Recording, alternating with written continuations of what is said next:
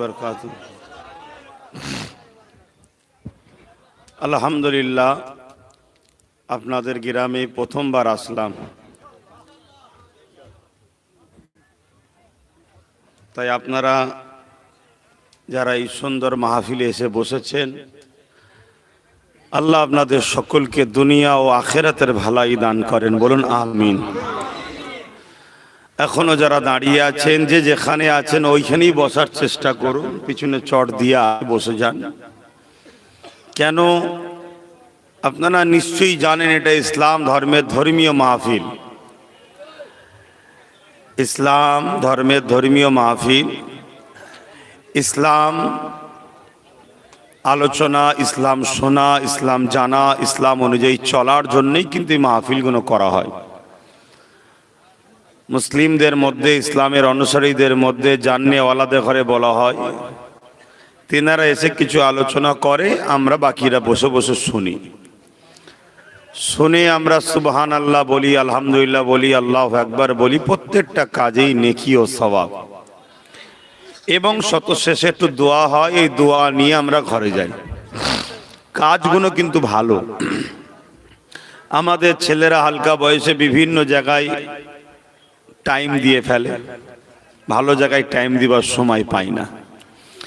কিন্তু এই ওসিলা, এই বাহানায়, যাক ছেলেগুলো সে প্যান্ট শার্ট পরা হোক আর দাড়ি চাচা হোক, এই বাহানায় কিন্তু এই মাহফিলে আসে।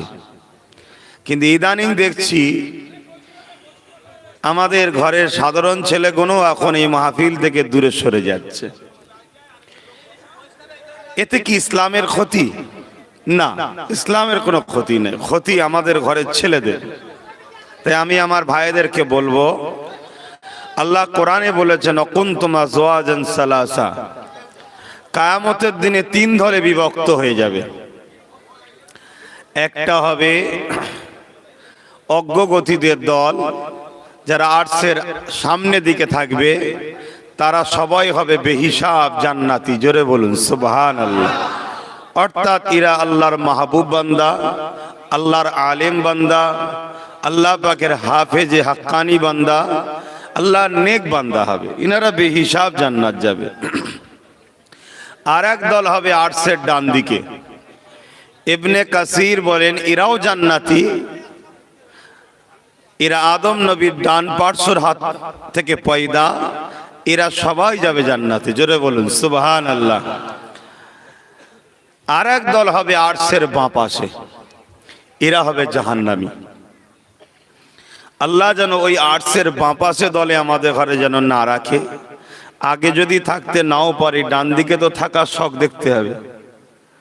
এই ডান দিকে কারা? আগেরটা নাই বুঝলাম, আল্লাহওয়ালা, নেক বান্দা, আলেমে হাক্কানি, হাফেজে হাক্কানি, মুত্তাকি, পরহেজগার, তেনারা ডান আগে থাকবে, জান্নাতে যাবে বেহিসাব। ডান দিকেরটা কারা? ডান দিকেরটা ইনশাআল্লাহ আল্লাহ যেন কবুল করে, বলুন আমিন।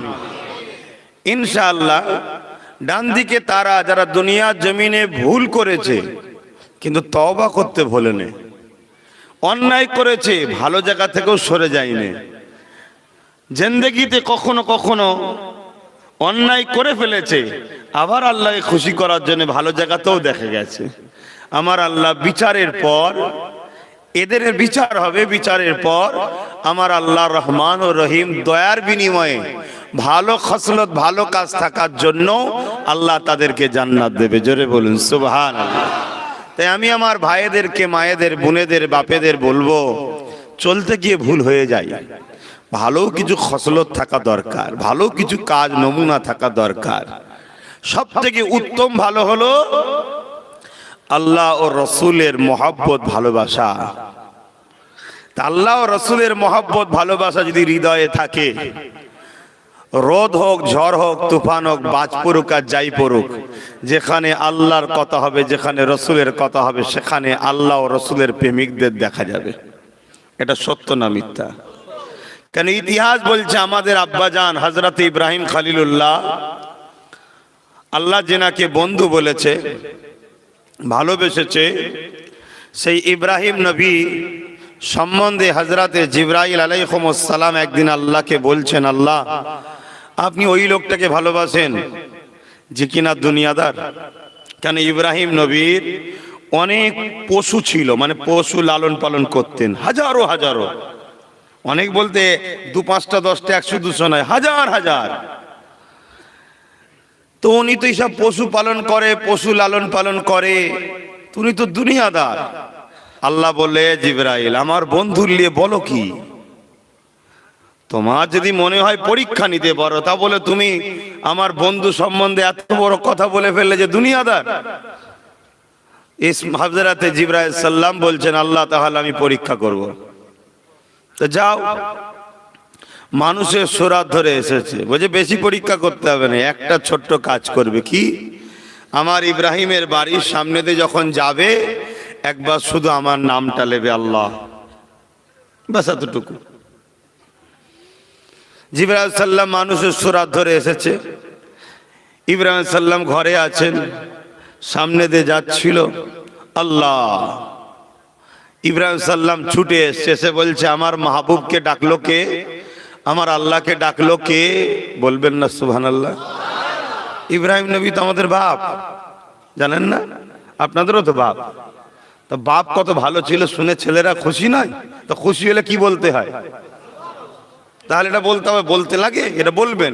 খুশির কথা শুনলেই সুবহানাল্লাহ বলতে হয়, আলহামদুলিল্লাহ বলতে হয়, আল্লাহু আকবার বলতে হয়। কে আমার মাহবুবকে ডাকলো? জিবরাইল সাল্লাম বলছেন, তখন মানুষের সুরাতে, আমি। আর একবার ডাকেন না। জিবরাইল সাল্লাম বলছে, কেন ডাকবো? ওটা তো আমার মসজিদে ডেকেছিলাম, তোমার বলা তুমি ডাকবো কেন? ইব্রাহিম সাল্লাম বলছে, যদি ডাকো নজরানা দেবো, উপহার দেবো, গিফট দেবো, উপঢৌকন দেবো। কি দেবে?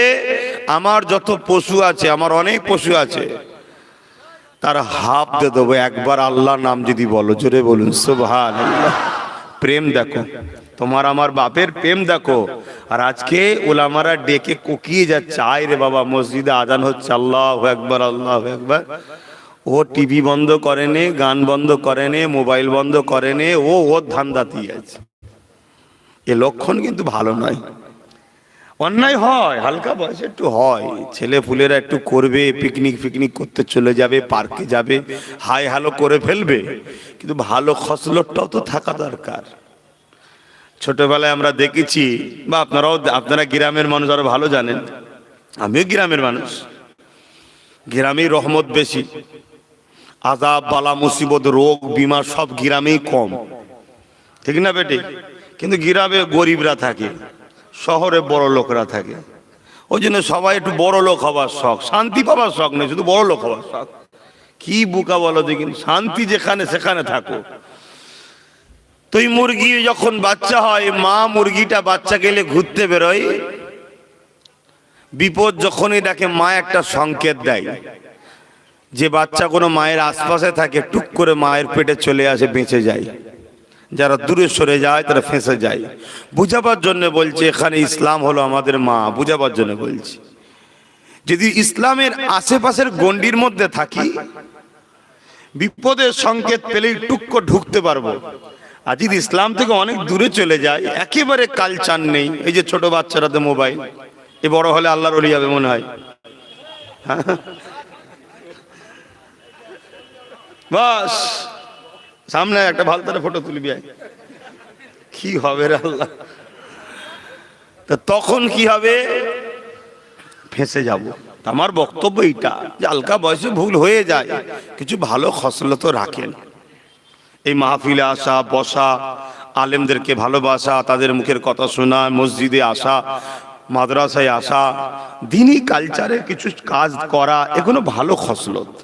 আবার হালকা বয়সে একটুখানি ইদিক উদি হয়ে যায়, তওবা তিল্লা করবেন, এটা ভালো খসলত।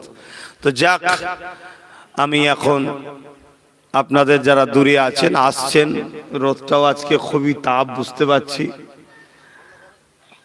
আল্লাহর রহমত তো অবশ্যই, সবটাই আল্লাহর রহমত। ঠান্ডা না হলে আবার আলু হবে না, ওটাও আল্লাহর রহমত, তাই তো নাকি? হ্যাঁ, একটু একটু চাষ বুঝি, করিনি হয়তো, বুঝি। কেন, চাষির ঘরের ছেলে তো। আমার দাদু চাষ করতেন, আপনারা শুনেছেন কি জানি না। আবার জগৎ বিখ্যাত আল্লাহর ওলি ছিলেন, জোরে বলুন সুবহানাল্লাহ। চাষি হলে যে অলি হওয়া যাবে না, এই ধারণাটা ভুল। অলি তারা যে যত বেশি আল্লাহকে খুশি করে সে তত বেশি আল্লাহওয়ালা, সে তত আল্লাহর কাছে তার মাহবুব বান্দা হয়ে যায়। দরুদ শরীফ আল্লাহুম্মা সাল্লি আলা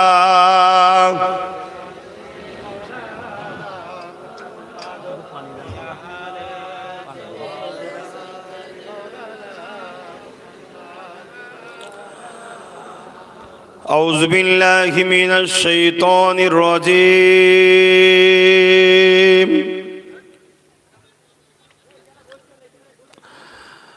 بسم الله الرحمن الرحيم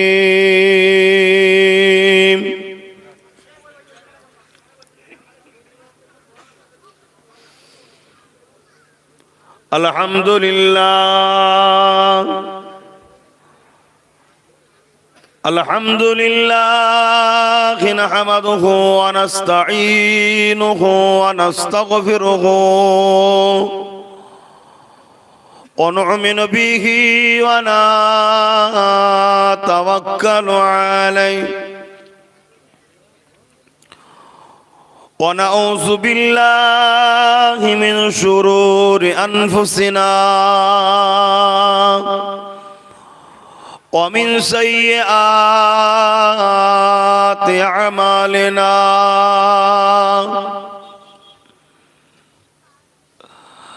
من يهدي الله فلا مضل له ومن يضلله فلا هادي له ونشهد أن لا إله إلا الله وحده لا شريك له ونشهد أن سيدنا وحبيبنا ومولانا محمدا عبده ورسول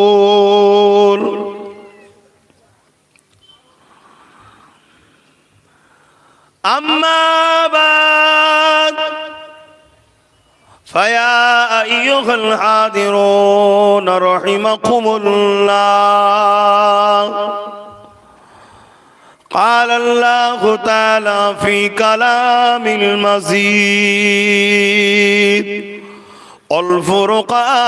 الفرقان الحميد إن الله وملائكته يصلون على النبي يا أيها الذين آمنوا صلوا عليه وسلموا تسليما اللهم صل على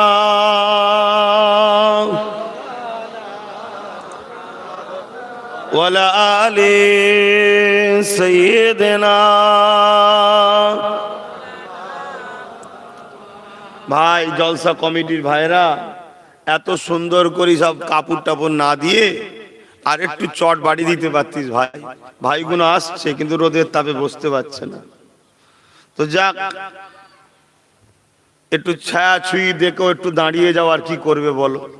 তবে চলে যেও না, জুড়ে থাকো জান্নাতের বাগানের সাথে। কেন তোমরা থাকলে আমাদেরকে ভালো লাগে যে যাক আজকে আমার ভাইগুলো গান যাত্রা জুয়া ফাংশন সব কিছুকে ত্যাগ করে দিয়ে যাক আজকে ভালো জায়গায় এসছে, একটু দরুদ শরীফ তো পড়ছে, একটু আলহামদুলিল্লাহ তো বলছে। আর আমার আল্লাহ এত দয়ালু, বলছে পৃথিবী পরিমাণ গুনাহ নিয়েও যদি কেউ আমার কাছে একবার বলে আল্লাহ আমি ভুল করেছি, আমি মাফ করে দেবো। জোরে বলুন সুবহানাল্লাহ। আমি চাই তোমরা সবাই জান্নাতি হও। কেন? তোমার আমার সবার জন্য আমার মদিনাওয়ালা আজও কাঁদছে। সেই নবীর উম্মাত তুমি, সেই নবীর উম্মাত আমি, সেই নবীর উম্মাতি তোমার আব্বা আম্মা বোনেরা, আমারও আম্মা বোনেরা। তাই আসো চেষ্টা করো যদি বসতে পারো, আর না হয় যে যেখানে পারো একটু ছায়াটা দেখেই দাঁড়িয়ে যাও। কমসে কম কাছে তো আছো, দূরে তো নাই। আর এখানটাও যদি একটা চট বিছিয়ে দেয় দেখা যান না, এনে একটা চট এনে দাও তো ভাই, এই দিকটা এনে দাও না, এই দিকটা এনে দাও, একটু ছায়া ছায়া দেখে দাও, বসে যাক। দরুদ শরীফ আল্লাহুম্মা সাল্লি আলা ওয়ালা আলি সাইয়্যিদিনা। এটা আওয়াজটা একটু ছাড়েন ভাই, একটু ভাসান তো, সামান্য একটু জাম জাম লাগছে, অন্য কিছু নয়, ঠিকই আছে। আল্লাহুম্মা সাল্লি আলা ওয়ালা আলি সাইয়্যিদিনা।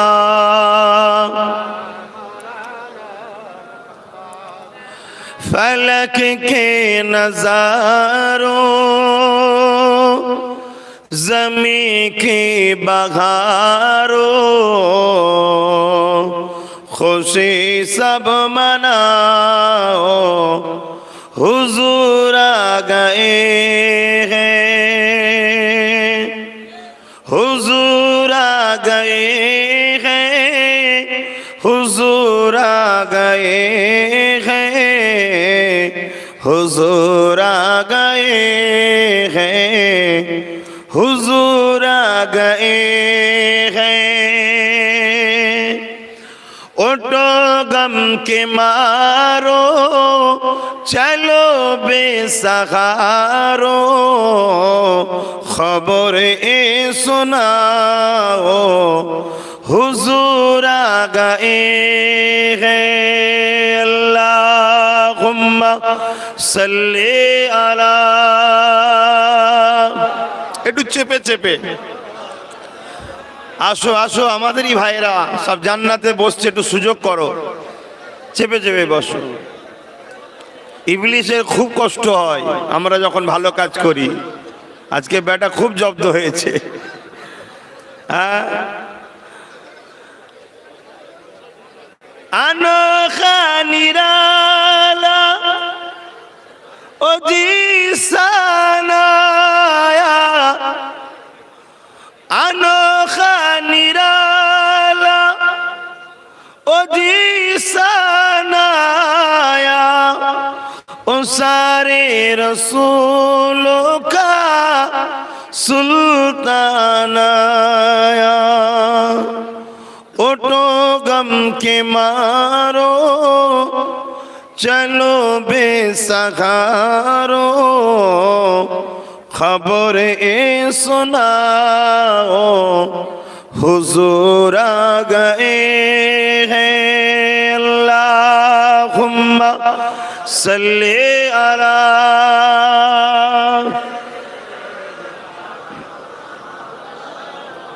কিছু ছেলে মই দিয়ে ওই একটুখানি এই চটি একটু বেঁধে টাঙিয়ে দাও না চতুর্দিকে, করা যাবে না? এই বাঁ দিকটা হোক বা ওই দিকটা হোক, বাঁশের সঙ্গে বেঁধে একটু যদি করে দিতে পারো। কালেমা লা ইলাহা ইল্লাল্লাহ, লা ইলাহা, লা ইলাহা, লা ইলাহা, हस्बी रब्बी जल्लल्लाह, मा फी क़ल्बी खैरुल्लाह, हस्बी रब्बी जल्लल्लाह, मा फी क़ल्बी खैरुल्लाह, नूर मुहम्मद सल्लल्लाह, हक़ ला इलाहा इल्लल्लाह, ला इलाहा, ला इलाहा इल्लल्लाह, ला इलाहा, ला इलाहा इल्लल्लाह, मुहम्मदुर रसूलुल्लाह। अल्लाहुम्मा सल्ली अला मौलाना मुहम्मद वाला आले।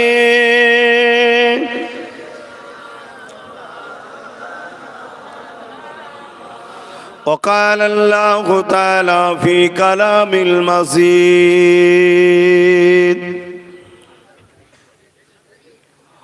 الفرقان الحميد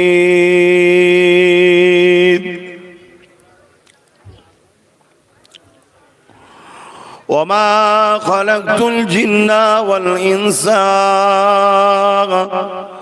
إلا ليعبدون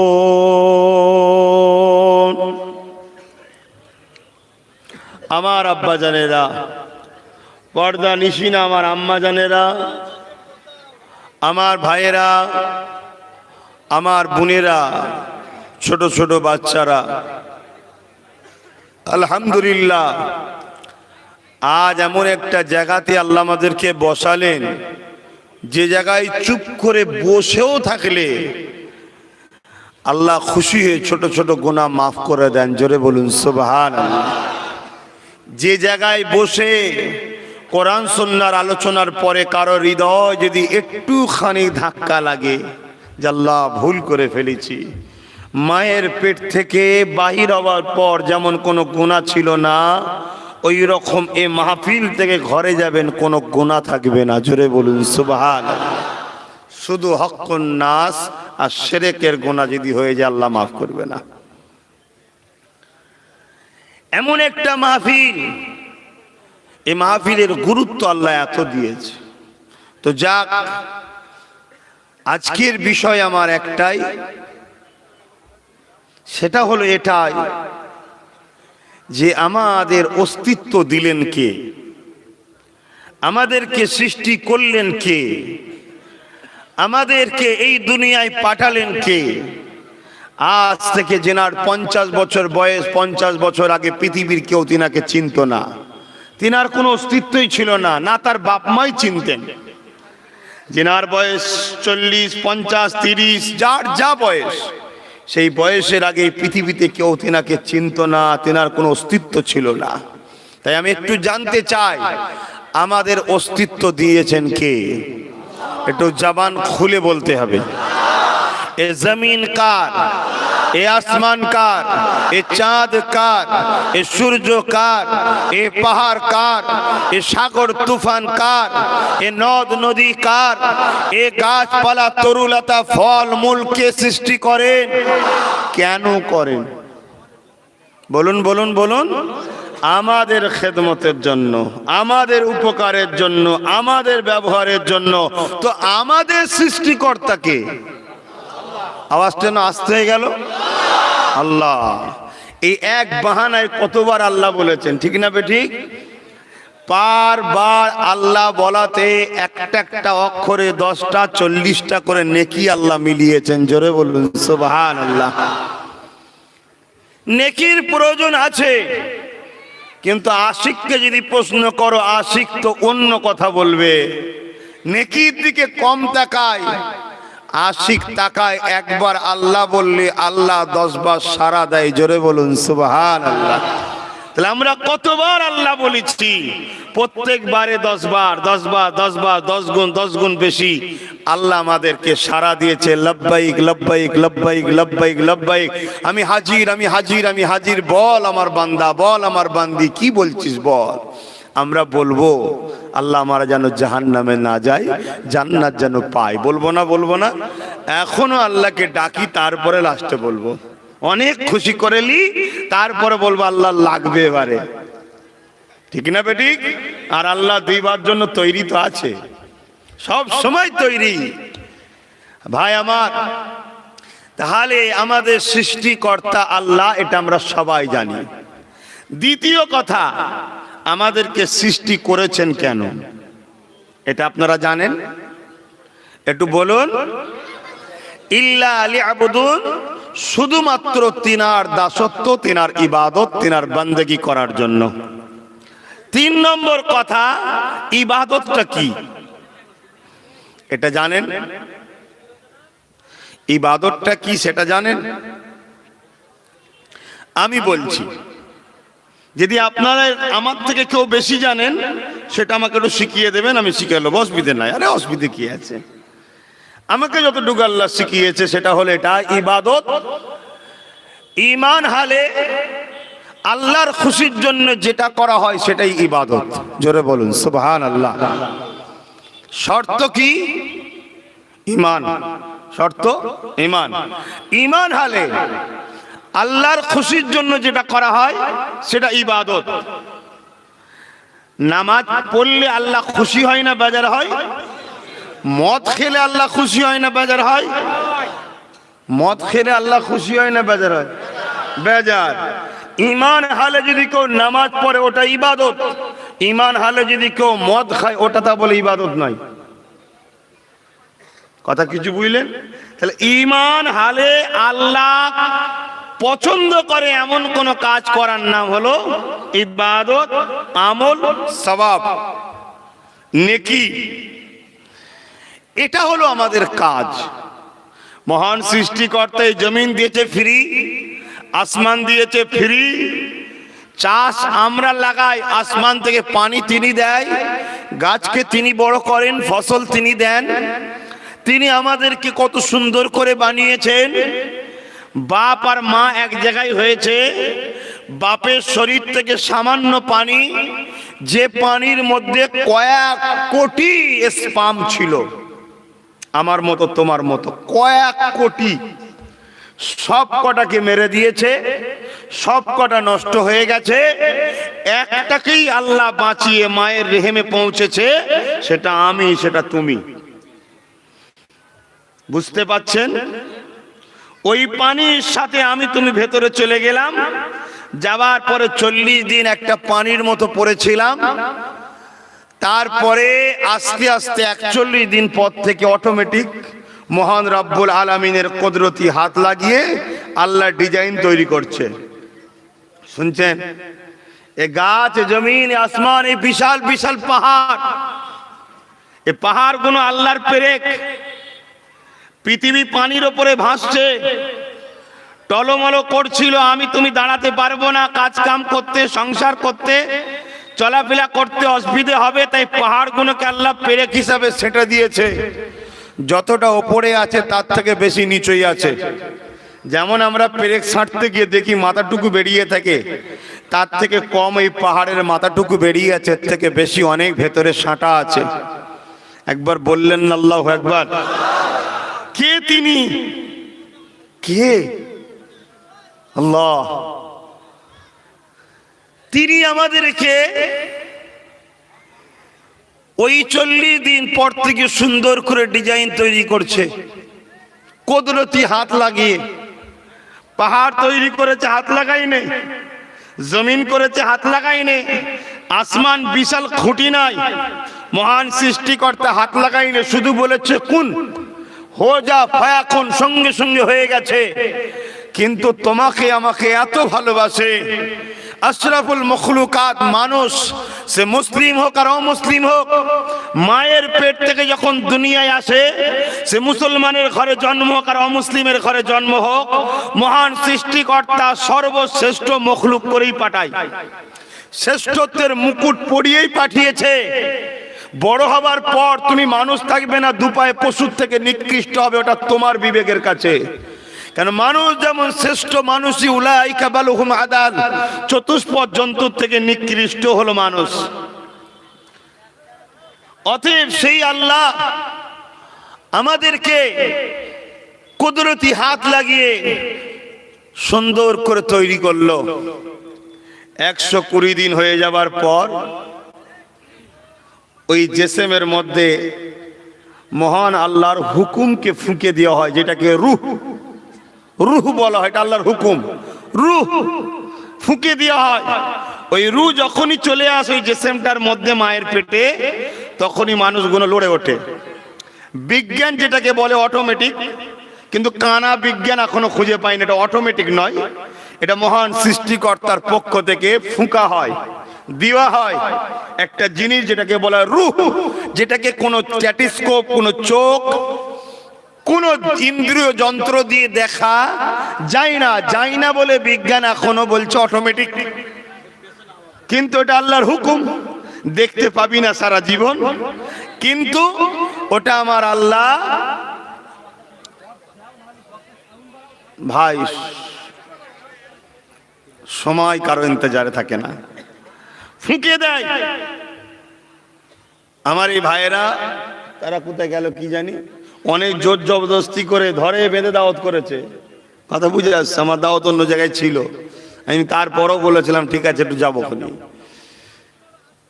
তো এইটা যখনই দেয় তখন মায়ের পেটে বাচ্চা লড়ে ওঠে, ওই বাচ্চা আস্তে আস্তে বড় হয়। আল্লাহর সৃষ্টি 10 মাস 10 দিন কম বেশি আগে পিছু দুনিয়ার বুকে আসার সময় হয়। সিজার হলো একটা বিজনেস। সিজার কি? বিজনেস। আমার এই কথা শুনলে বিজনেসম্যানরা একটু অসুবিধে হতে পারে, এতে আমার কোনো যায় আসে না। সত্য কথা হলো সিজার হচ্ছে বিজনেস। কেন এই দুনিয়ায় মানুষ ছাড়া সমস্ত পশুদের বাচ্চা হয়, কারো সিজার করতে লাগে না। মানুষের সিজার করতে লাগে, কিন্তু করোনার সময়ে কোনো মানুষের সিজার করতে হয় না, অটোমেটিক হয়েছে। যেই করোনা চলে গেছে আবার সিজার ছাড়া নাকি বাচ্চা হয় না। এটা বিজনেস ছাড়া অন্য কিছু নয়। আমার আল্লাহ এত সুন্দর সিস্টেম করেছে, 10 মাস 10 দিন আগে পিছু ওই বাচ্চার আসার সময় দুনিয়ায় চলে আসে।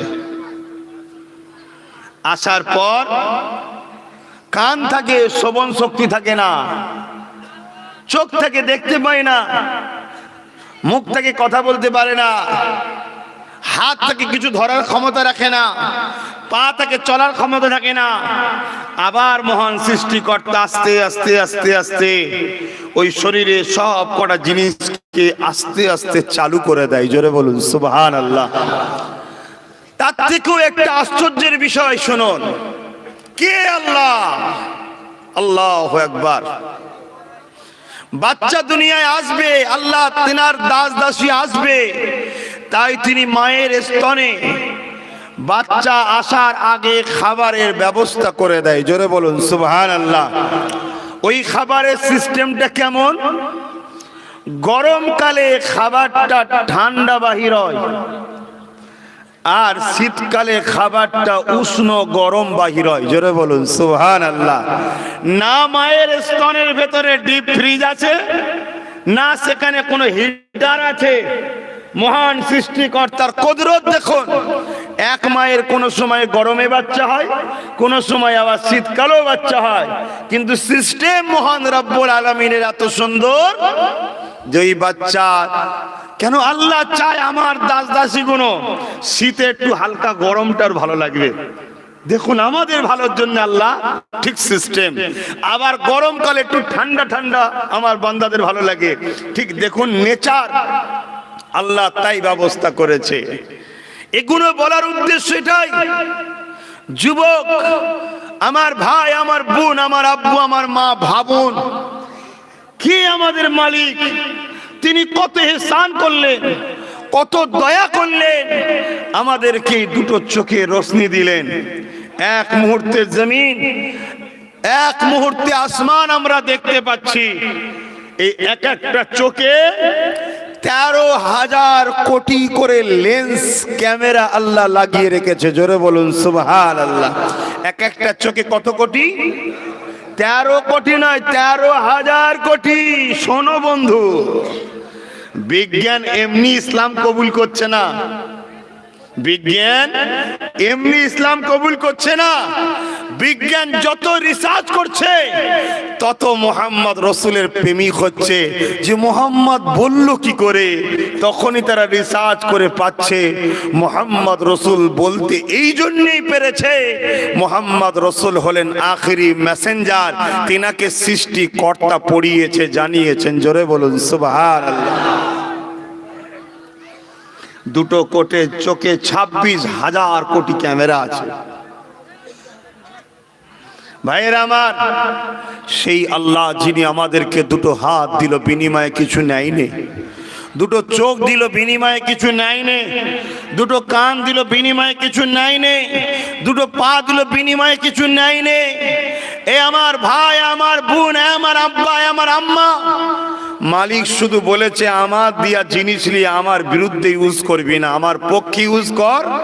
ডেকে নিয়ে এসে আমি চির শান্তির আমার মেহমান খানায় রাখবো, যেটাকে জান্নাত বলা হয়। জোরে বলুন সুবহানাল্লাহ।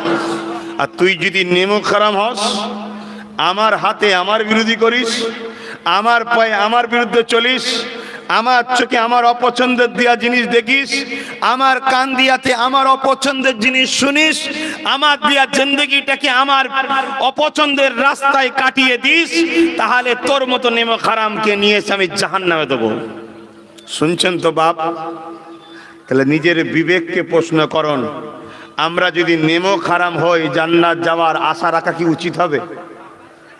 আমরা যদি নেমো হালাল হই তবেই তো মালিক আমাদেরকে জান্নাত দেবে। এরপরও দয়ালু মালিক কত দয়া করে, তিনি বলছে যদিও নেমো হারাম হয়েও যাস, যদিও ভুল করে ফেলিস, যদিও অন্যায় করে ফেলিস, আমার কাছে একবার বল আল্লাহ আমি ভুল করেছি, আমি মাফ করে দেবো। জোরে বলুন সুবহানাল্লাহ। কিন্তু চুরিকে চুরি, সিনা চুরি মাফ নাই। ভাইরা, যদি আল্লাহ আমাকে জবানে কথা না দিত, আপনারা আমাকে দাও তো করতেন না, আমি আপনাদের কাছে আসতাম না, এতগুলো মানুষ জড়ো হতে পারতেন না, আমি আপনাকে আল্লাহ পাকের কথা শোনাতে পারতাম না।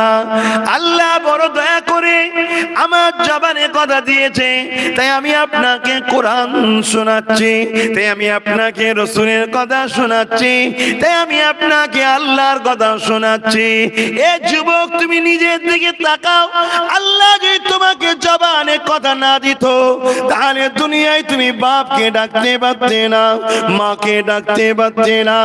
একদিন তোমার বাপই তোমাকে বলতো, কি বলছিস হাবা আমি বুঝতে পারি না, কি বলছিস বুবা আমি বুঝতে পারি না। তোমার দিলটা ভেঙে যেত, তোমার কত কষ্ট হতো। এই জবান নিয়ে তুমি মিথ্যা কথা বলবে না। এই আল্লাহ দিয়া জবানে কাউকে গালি দিও না। এই আল্লাহ দিয়া জবানে কারো বিরুদ্ধে মিথ্যা সাক্ষী দিও না। এই আল্লাহ দিয়া জবানে তুমি এমন শিরকি স্লোগান দেবে না যাতে আমার আল্লাহ পাক খুশি হয়ে যায়।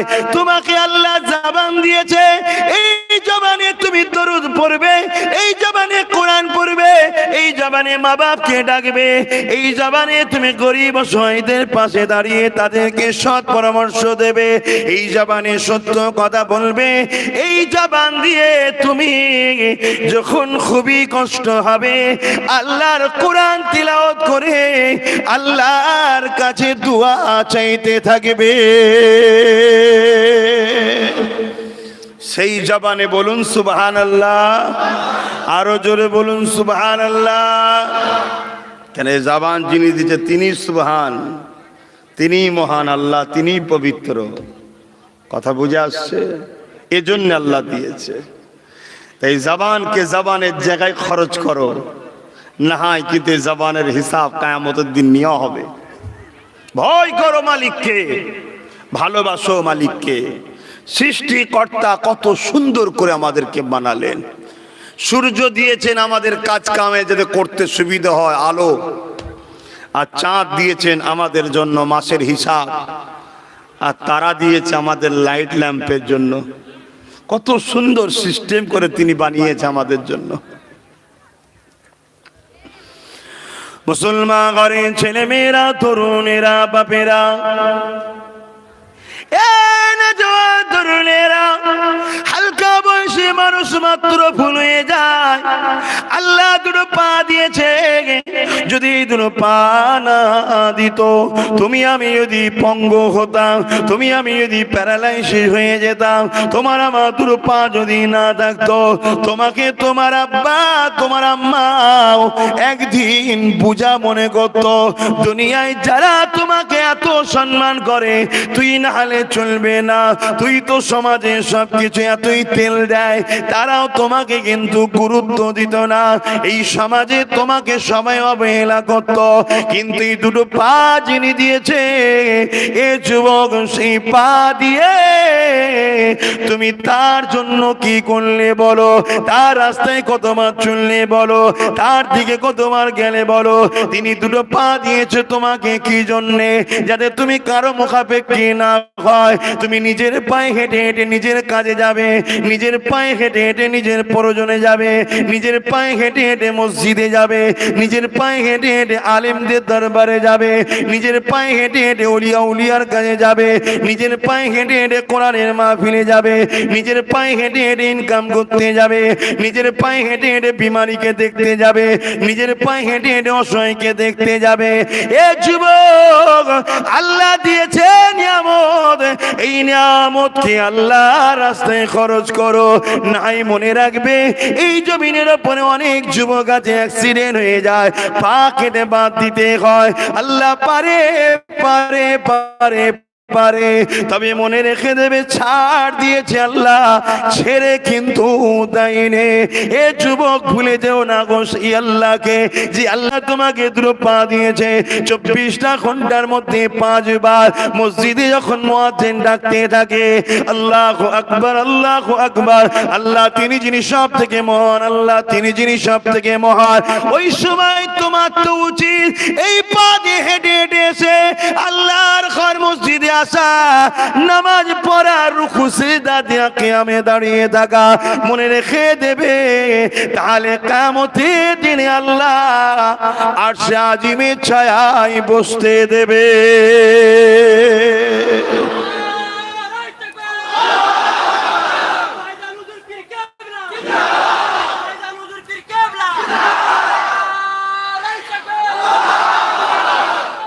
ওয়াজ শুধু শোনার জিনিস নয়, ওয়াইজিন আলাদা, বক্তা আলাদা।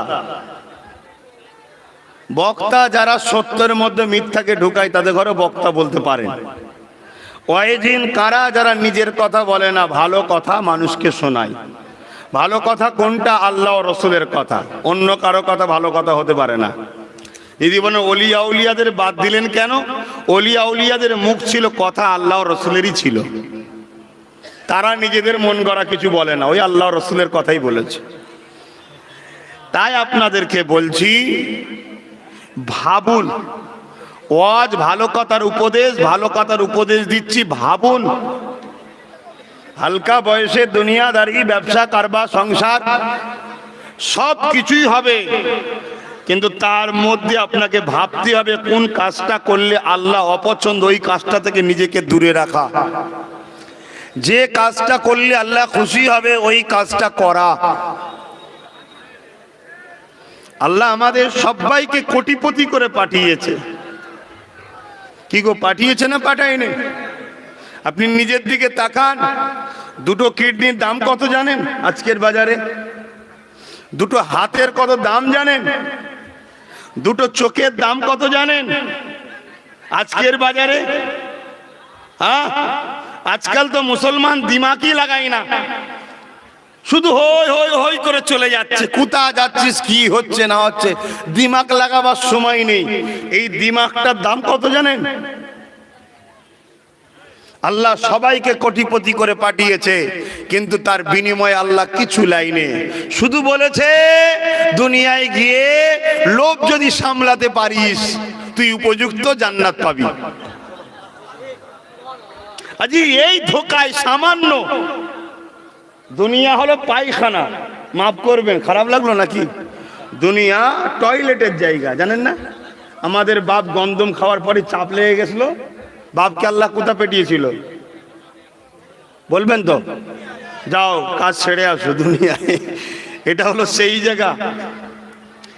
এতেই যদি আমরা এত দিবানা হয়ে যাই তাহলে জান্নাতে হুট দেখলে কি হবে? আমাদের তো ছিঁড়ে খেয়ে ফেলবে। ওই জন্য আল্লাহ বলো তুই যাওয়ার উচিত নয়, তুই যাওয়ার উপযুক্ত নয়। তুই দুনিয়ায় যদি এই দেখে কন্ট্রোল না করতে পারিস তাহলে হুট দেখলে তোর তো মাথা কাজ করবে না। যে তুই যদি সামান্য দুনিয়ার এই মদেতেই এত দিবানা হয়ে যাস তাহলে জান্নাতে যে সারাবান তহুরা পান করানো হবে ওই দেখলে কি করবি? খাওয়া ছেড়ে দিয়ে মাখবি তো। অত তোর মতো আনকালচার জান্নাতে যাবে না। এই দুনিয়ায় থেকে যে লোভ সামলাতে পারবে, এই দুনিয়ার পাকের মধ্যে থেকে পাক গায়ে লাগাবে না, অর্থাৎ পাকাল মাছ যাকে বলা হয়। এই দুনিয়ায় ফিতনা ফাসাদ থাকবে, লোভ লালসার জিনিস থাকবে, গান যাত্রা ফাংশন জুয়া জেনা ব্যভিচারে মদ লটারি এসব থাকবে। এগুলো শয়তানের একটা বুনা জাল চতুর্দিকে, যাতে আল্লাহর জান্নাত থেকে আমরা দূরে সরে যেতে পারি। আর শয়তানের আমাদের উপরে রাগ কিসের জানেন? বাপ আদম কে সম্মান আল্লাহ বেশি দিয়েছে, শয়তানের মাথা হ্যাট হয়ে গেছে, তাই শয়তানের রাগ আদমের ছেলেগুলোকে জাহান্নামে নিয়ে যাব। শুধু মুসলমানরাই যে আদমের ছেলে তা নয়, প্রত্যেকটা মানুষ নর নারী সবাই আদম আলাইহিস সালামের ছেলে। কোন ছেলে যদি ভুল রাস্তায় চলে যায়, ওই ছেলেকে জানতে হবে শয়তান গ্রাস করেছে, ওই ছেলে ধ্বংস হয়ে গেছে। আমরা দোয়া করব আমার বাপের প্রত্যেকটা ছেলেকেই যেন আল্লাহ হিদায়েত করে, বলুন আল্লাহুম্মা আমিন। সে আমার ঘরে জন্ম হোক আর আপনার ঘরে জন্ম হোক, দোয়া সবার জন্য করবে। কেন আমরা সবাই ভাই ভাই, আমরা সবাই ভাই ভাই, ভাই বোন, সবাই বাপ আদমের সন্তান। কিন্তু শয়তান বড় চালাক। শয়তান দেখে নেচারটা কি, একটু টাকা ভক্ত, টাকা হলে খুব খুশি। শয়তান ওকে টাকার লাইনের দরজা খুলে দেয়। ওর অনেক চেলা আছে, যেমন আবু জেহেল ছিল, ফেরাউন ছিল, নমরুদ ছিল। আজও শয়তানের কিছু নাম করা চেলা আছে। তাকে যে শয়তান মন্ত্র দেয় যে ও একটু টাকা পেলেই আমার দিকে চলে যাবে, ওকে কিছু টাকা দে তো। শয়তানে তখন ওই চেলা তাকে টাকা দেয়, দিয়ে কিনে নেয়। শয়তান দেখে যে এ একটু নারী হলে ভালো লাগে, বোঝাবার জন্য বলছি। আবার নারীদের মধ্যে পরীক্ষা করে। শয়তান দেখে যে এই নারীটার নিচার কি, যে দেখে এই নারীটা একটু গয়না টয়না খুব পছন্দ করে, বা একটু ভিআইপি গাড়ি, দামি বাড়ি হবে, পার্টিতে যাব, সেজে গুজে সেন্ট টেন লাগিয়ে। কথা বুঝে আসছে না? শয়তান তার মতো দেখ একটা লোককে ঠিক করবে যে ওকে একটুখানি পথ দিবার অফার দে, ভালো যাই তোমাকে দিয়ে দেবো, তুমি তাহলে ঠিক সেজে গুজে যেতে পারবে। আবার যখন মলি সাহেব দেখে শয়তান, তখন কি করে জানেন? শয়তান তো মলি সাহেবকে এসে বলবে না দি মদ খাবি, চ মলি সাহেব খাবে নাকি? তখন মলি সাহেবকে যে শয়তান কাটি দেয়, ওরই চালাতে ঘরে পাঠিয়ে যে তোমার মতো দ্বিতীয় ওয়াইজিন আলেম এই বাংলায় আর কেউ নেই, জানো? ও তখন ফোলে। ফোলা মানে কি? অহংকার। অহংকার হলে কি হয় দেখেছেন শয়তান কিভাবে শেষ করছে। আবার যখন বেশ নামাজি দেখে, নামাজ পড়ছে, ফজরের বেলা উঠে যাচ্ছে, শয়তান দেখছে একে যদি বলা হয় যে তুমি যাত্রা দেখতে যাবে, যাবে না। শয়তান তখন একে বলে মসজিদটাকে তো তুমি আবাদ করে রেখেছো, বাকি সব দেখো কেমন ঘুমোচ্ছে। ও একদিন দেড়িয়ে পড়বে, তোদের ওপরে খোদার গজব হয় নেই, আমার জন্যই মসজিদটা বেঁচে আছে, নাই মসজিদ বিরান হয়ে যেত। ব্যাস ও সব 12টা বেজে গেল। ঠিক না বে ঠিক ভাই? এর অহংকার হয়ে গেল। তা যার হাত যেই নেচারটা দিলে ধ্বংস করা যায়, শয়তান তাকে সেই মেডিসিনটা খাওয়ায়। কিন্তু শয়তান ডাইরেক্ট খাওয়ায় না, ওর কোয়ালিটির অনেক লোক ছাড়া আছে বাজারে। যেমন আমার রাসূলুল্লাহর পক্ষে আল উলামা ওয়ারাসাতুল আম্বিয়া, আলেমে হাক্কানিরা আছে, নবীর পক্ষে কাজ করছে। তা শয়তানের পক্ষে ওয়ারাসাতুল শয়তান আছে, শয়তানের ওয়ারিসরা আছে, তারা এইসব কাজ করে। আল্লাহ আমাদেরকে হিদায়েত করেন, বলুন আল্লাহুম্মা আমিন। ভুলের ঊর্ধ্বে কেউ নয়, আমিও পাপী। আপনারা পাপী কি বলতে পারছি না, তবে আমি সব থেকে বড় পাপী। কিন্তু আমার আল্লাহ রহমানুর রহিম, বাস ওই জায়গাটায় আমার বাঁচার একটা আশা যে তিনি বড়ই দয়ালু। তাই আমার ভাইদের বলবো, যদিও এই পা দিয়ে কখনো ভুল দিকে চলে যাও, তোমার আল্লাহ দিয়া পা দিয়ে কবার মসজিদে গেছে অঙ্কটা করো। যদিও তুমি এই পা দিয়ে যাত্রায় চলে যাও, তুমি এই পা দিয়ে কোরআনের মাহফিলে কবার গেছে হিসাব করো। কেন পাটা দিয়েছিল কোরআনের মাহফিলে যাওয়ার, তুমি ভুল করে চলে গেলে যাত্রায়, তওবা করো। কিন্তু কমসে কম তোমাকে তো এই মেন্টালিটি তৈরি করা দরকার, হ্যাঁ রে হালকা বয়সে নয় চলে গিয়েছিলাম, কিন্তু আমি তো কখনো ভালো জায়গায় যাইনি। তাহলে এটা নাশুকর করা হচ্ছে, আল্লাহ শুকরিয়া আদায় হলো না। যদিও জবানে তুমি নোংরা কথা বলে ফেলো, তোমাকে তো ক্যালকুলেশন করা দরকার, এই জবানে আবার কতবার আল্লাহর পক্ষে কথা বললাম। এ যুবকেরা, তরুণেরা, এ আমার নবী পাকের প্রেমিকেরা, আমি একটা কথা শুধু ভাবিয়ে দিতে চাই, আমার আল্লাহ বড় দয়ালু।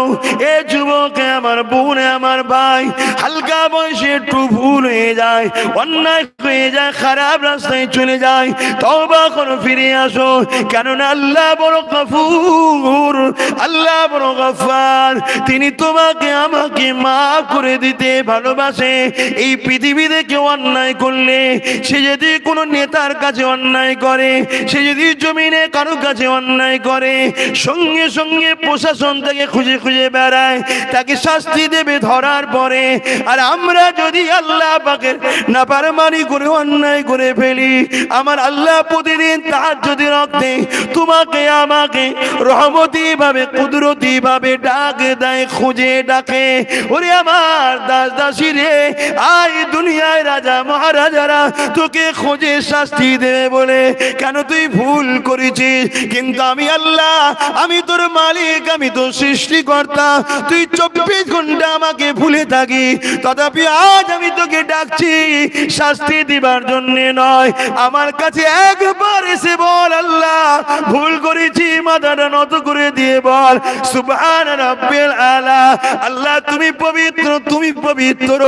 শোন রে আমার বান্দা বান্দি, আমি আল্লাহ এত দয়ালু, যত বড়ই ভুল করিস না কেন, আমি আল্লাহ তোকে বেগুনাহ করে পাক পবিত্র বানিয়ে দেব। আরো জোরে বলুন সুবহান।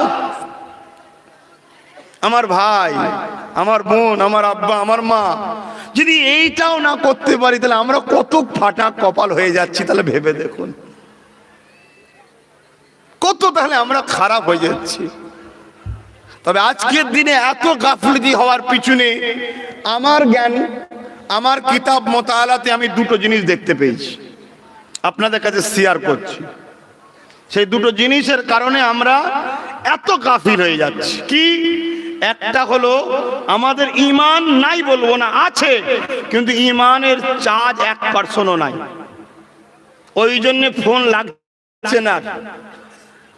ফোনটা অন আছে ঠিকই, কিন্তু ফোন করতে গেলে কেটে যায়। কখন ভাই? যখন একেবারে চার্জ শেষ। ঈমানের চার্জ কি? রাসূলের প্রেম। জোরে বলুন সুবহানাল্লাহ। এটা আমাদের মধ্যে হ্রাস হয়েছে, কমেছে। সত্য না মিথ্যা? 100% সত্য। পীর সাহেবদের মধ্যেও কমেছে, আলেমদের মধ্যেও কমেছে, সাধারণ নামাজির মধ্যেও কমেছে, হাজির মধ্যেও কমেছে, আম মানুষের নারীর মধ্যে কমেছে। লজ্জা করার কিছু নেই, অতি সত্য কথা। একটু ঠান্ডা মাথায় চিন্তা করবেন, আমি কারো বিরুদ্ধে না, আমি আমার কথাও বলছি। এটা আলোচনা, এখানে বিরোধী করার ব্যাপার না, আলোচনার জায়গা একটা।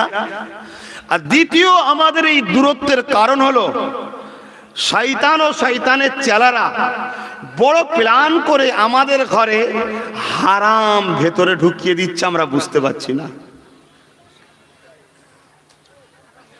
হারাম খাদ্য ভেতরে ঢুকে যাচ্ছে, আমরা বুঝতে পারছি না। আল্লাহ নবী বললেন, এই জবানের হিফাজত যে করতে পারবে, সে আর্ধেক নিজেকে হিফাজত করে ফেলবে। জোরে বলুন সুবহানাল্লাহ। এই জবান এমন একটা জিনিস, এই জবান দিয়ে, এই মুখ দিয়ে আমরা একটা বাজারে শুকনো বিস্কুট কিনলাম, একটা শুকনো খাদ্য কিনলাম, যারা ইসলাম ও ইসলামকে ভয় খায়, সন্ত্রাস যারা, জালিম যারা, যারা সমাজ বিরোধী, মানবতা বিরোধী, নারীদেরকে রাখেল বানানো পছন্দ করে, যারা মানুষের প্রভু হতে চায়, ফেরাউনের মতো, উদবা, সাইবা, আবুল হাবের মতো, আজও আছে, নেই কে বলেছে, তারা সবসময় ইসলামের এই আলোকে ভয় করে, ইসলামের এই সত্যকে ভয় করে, ইসলাম মাননে ওয়ালাদের ঘরে ভয় করে।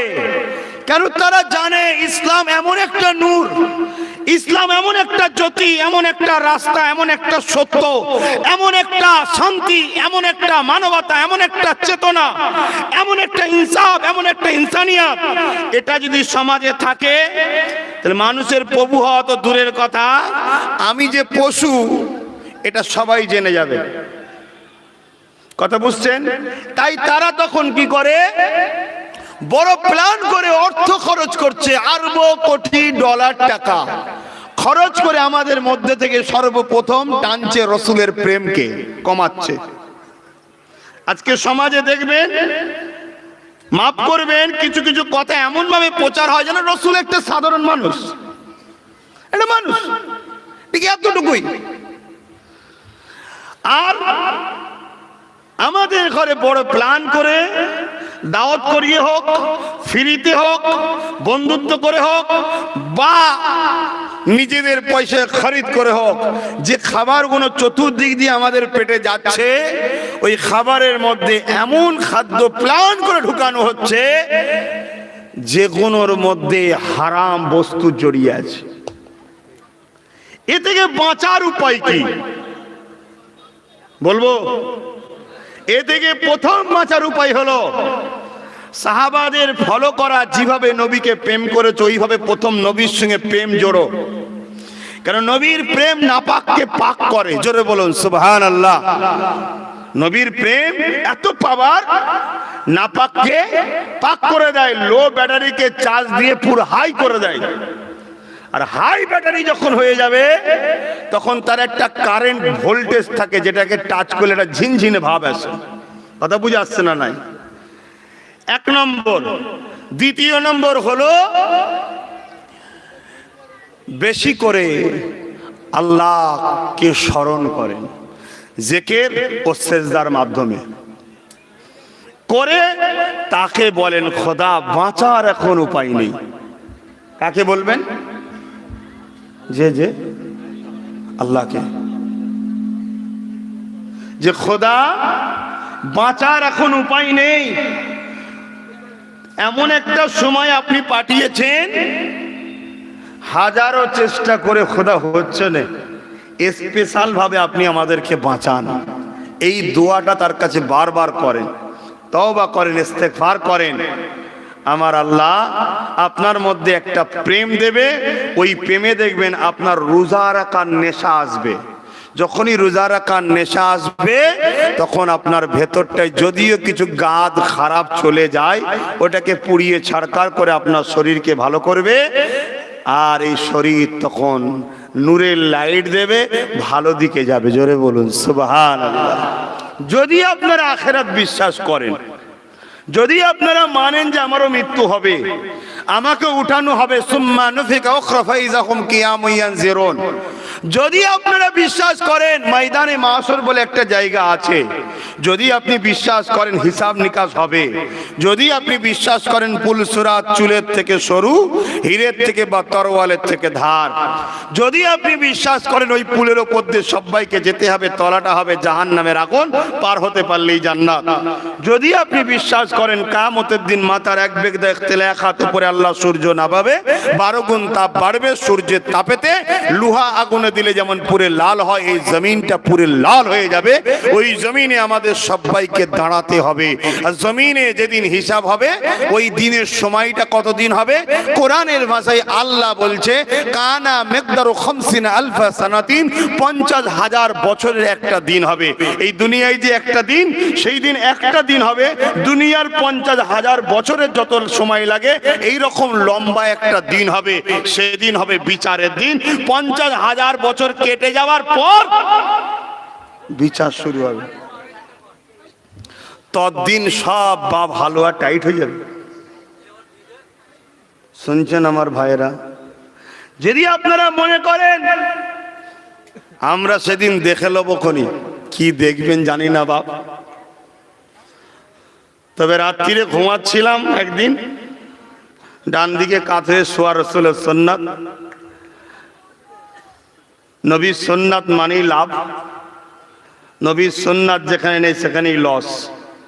1500 বছর আগে নবী বললেন ডান কাঁধে শোবে। বিজ্ঞান বলছে মোহাম্মদ যখন বলেছে সাল্লাল্লাহু আলাইহি সাল্লাম, কিছু রহস্য আছে। রিসার্চ করে দেখছে ডান দিকে শুলে হার্ট ব্লক হওয়া থেকে বাঁচে, হার্ট ভালো থাকে, কিডনিও ভালো থাকে। জোরে বলুন সুবহানাল্লাহ। 150 বছরের বিজ্ঞানকে স্যালুট জানাই। তুই বারে রিসার্চ করলি, প্রেম তো আমি এমনি করি, নবী বলেছে শুই আমরা, ঠিক না বেটি? কিন্তু আরো বেশি প্রেম জন্মে গেল বারে তুই বিজ্ঞান বেরিয়েছিলিস, ঠিক না বেটি? তাই সেই ব্যক্তিও আবার মোহাম্মদ রসুলের প্রেমিক হয়ে গেল। জোরে বলুন সুবহানাল্লাহ। এখন ও বিষয়ে আজকে আলোচনা নয়, কখনো আল্লাহ যদি আবার নিয়ে আসে। জায়গাটা বেশ ভালো লেগেছে, খারাপ নয়। তবে বড্ড অলি গলি, তো অলি গলি হওয়ার পেছনে কারণ হলো লোকেশনটা ভুল দিয়েছিল তাই। তো আল্লাহ যদি কখনো আবার নিয়ে আসে সেদিন আলোচনা হবে যে আমার নবীর প্রত্যেকটা সুন্নাতকে রিসার্চ করেই বিজ্ঞান তৈরি হচ্ছে। অহংকার নয়, শুকরিয়া। আর মোহাম্মদ রসুল শুধু আমাদের নয়, সবার। যার পিপাসা লাগে, যেমন পানি খাই, পানি সবার। যেই মোহাম্মদ রসুলকে মানে তার পিপাসা মিটে যায়। জোরে বলুন সুবহানাল্লাহ। তো ভাই আমার, ডান দিকে একদিন কাঁথে শুয়ে আছি, আমি আমার কথা বলছি, হঠাৎ করে মাথাটাকে একটু বালিশ থেকে তুলতে গেছি, একটা হালকা এই জায়গায় শিরাতে একটা খিঁচ লেগে গেল, আর ঘাড় মেকাতে পারিনি। এরকম করছে, কি হলো রে বাবা? কিছু বুঝতে পারছেন? একটা শিরা কখন হয়তো একটা সাথে একটা টাচ হয়ে গেছে, এতে যদি এই হাল হয়, আর কিয়ামতের দিন যদি আমরা বলি যখন হবে তখন দেখবো খনি, কি দেখবেন? কি দেখবেন বলুন তো? মরে যদি যায়, গাল হাঁ যদি রয়ে যায়, কেউ যদি ধরে বন্ধ না করে দেয়, মাছি ঢুকবে বেরোবে, লড়াবার ক্ষমতা নেই। কি দেখবেন? বুড়ো বয়সে কত মানুষ দেখছেন না, বিছানায় পায়খানা করেই গড়াগড়ি খেতে 4-5 ঘন্টা, কেউ হলে পরিষ্কার করে দিলে পরিষ্কার হয় না, ওতেই গড়াগড়ি খেতে হয়। কি কি দেখবেন? দেখার কিছু নেই। আল্লাহ যদি বলে একটা শিরাকে শুধু আর একটা শিরার উপরে উঠে যা, ওর কাতলা মাছ বা মাছ ডাঙায় উঠলে যেমন লাপায়, ওর থেকে বেশি লাপাবে যন্ত্রণাতে। অতএব সোনার ভাই, আমার বোন, আমার বোঝাবার উদ্দেশ্য একটাই, ভুল যদি হয়ে যায় তওবা করুন, আর ভালোর সাথে যেন আপনাকে পাওয়া যায়, যদি আপনি ঈমানদার হন।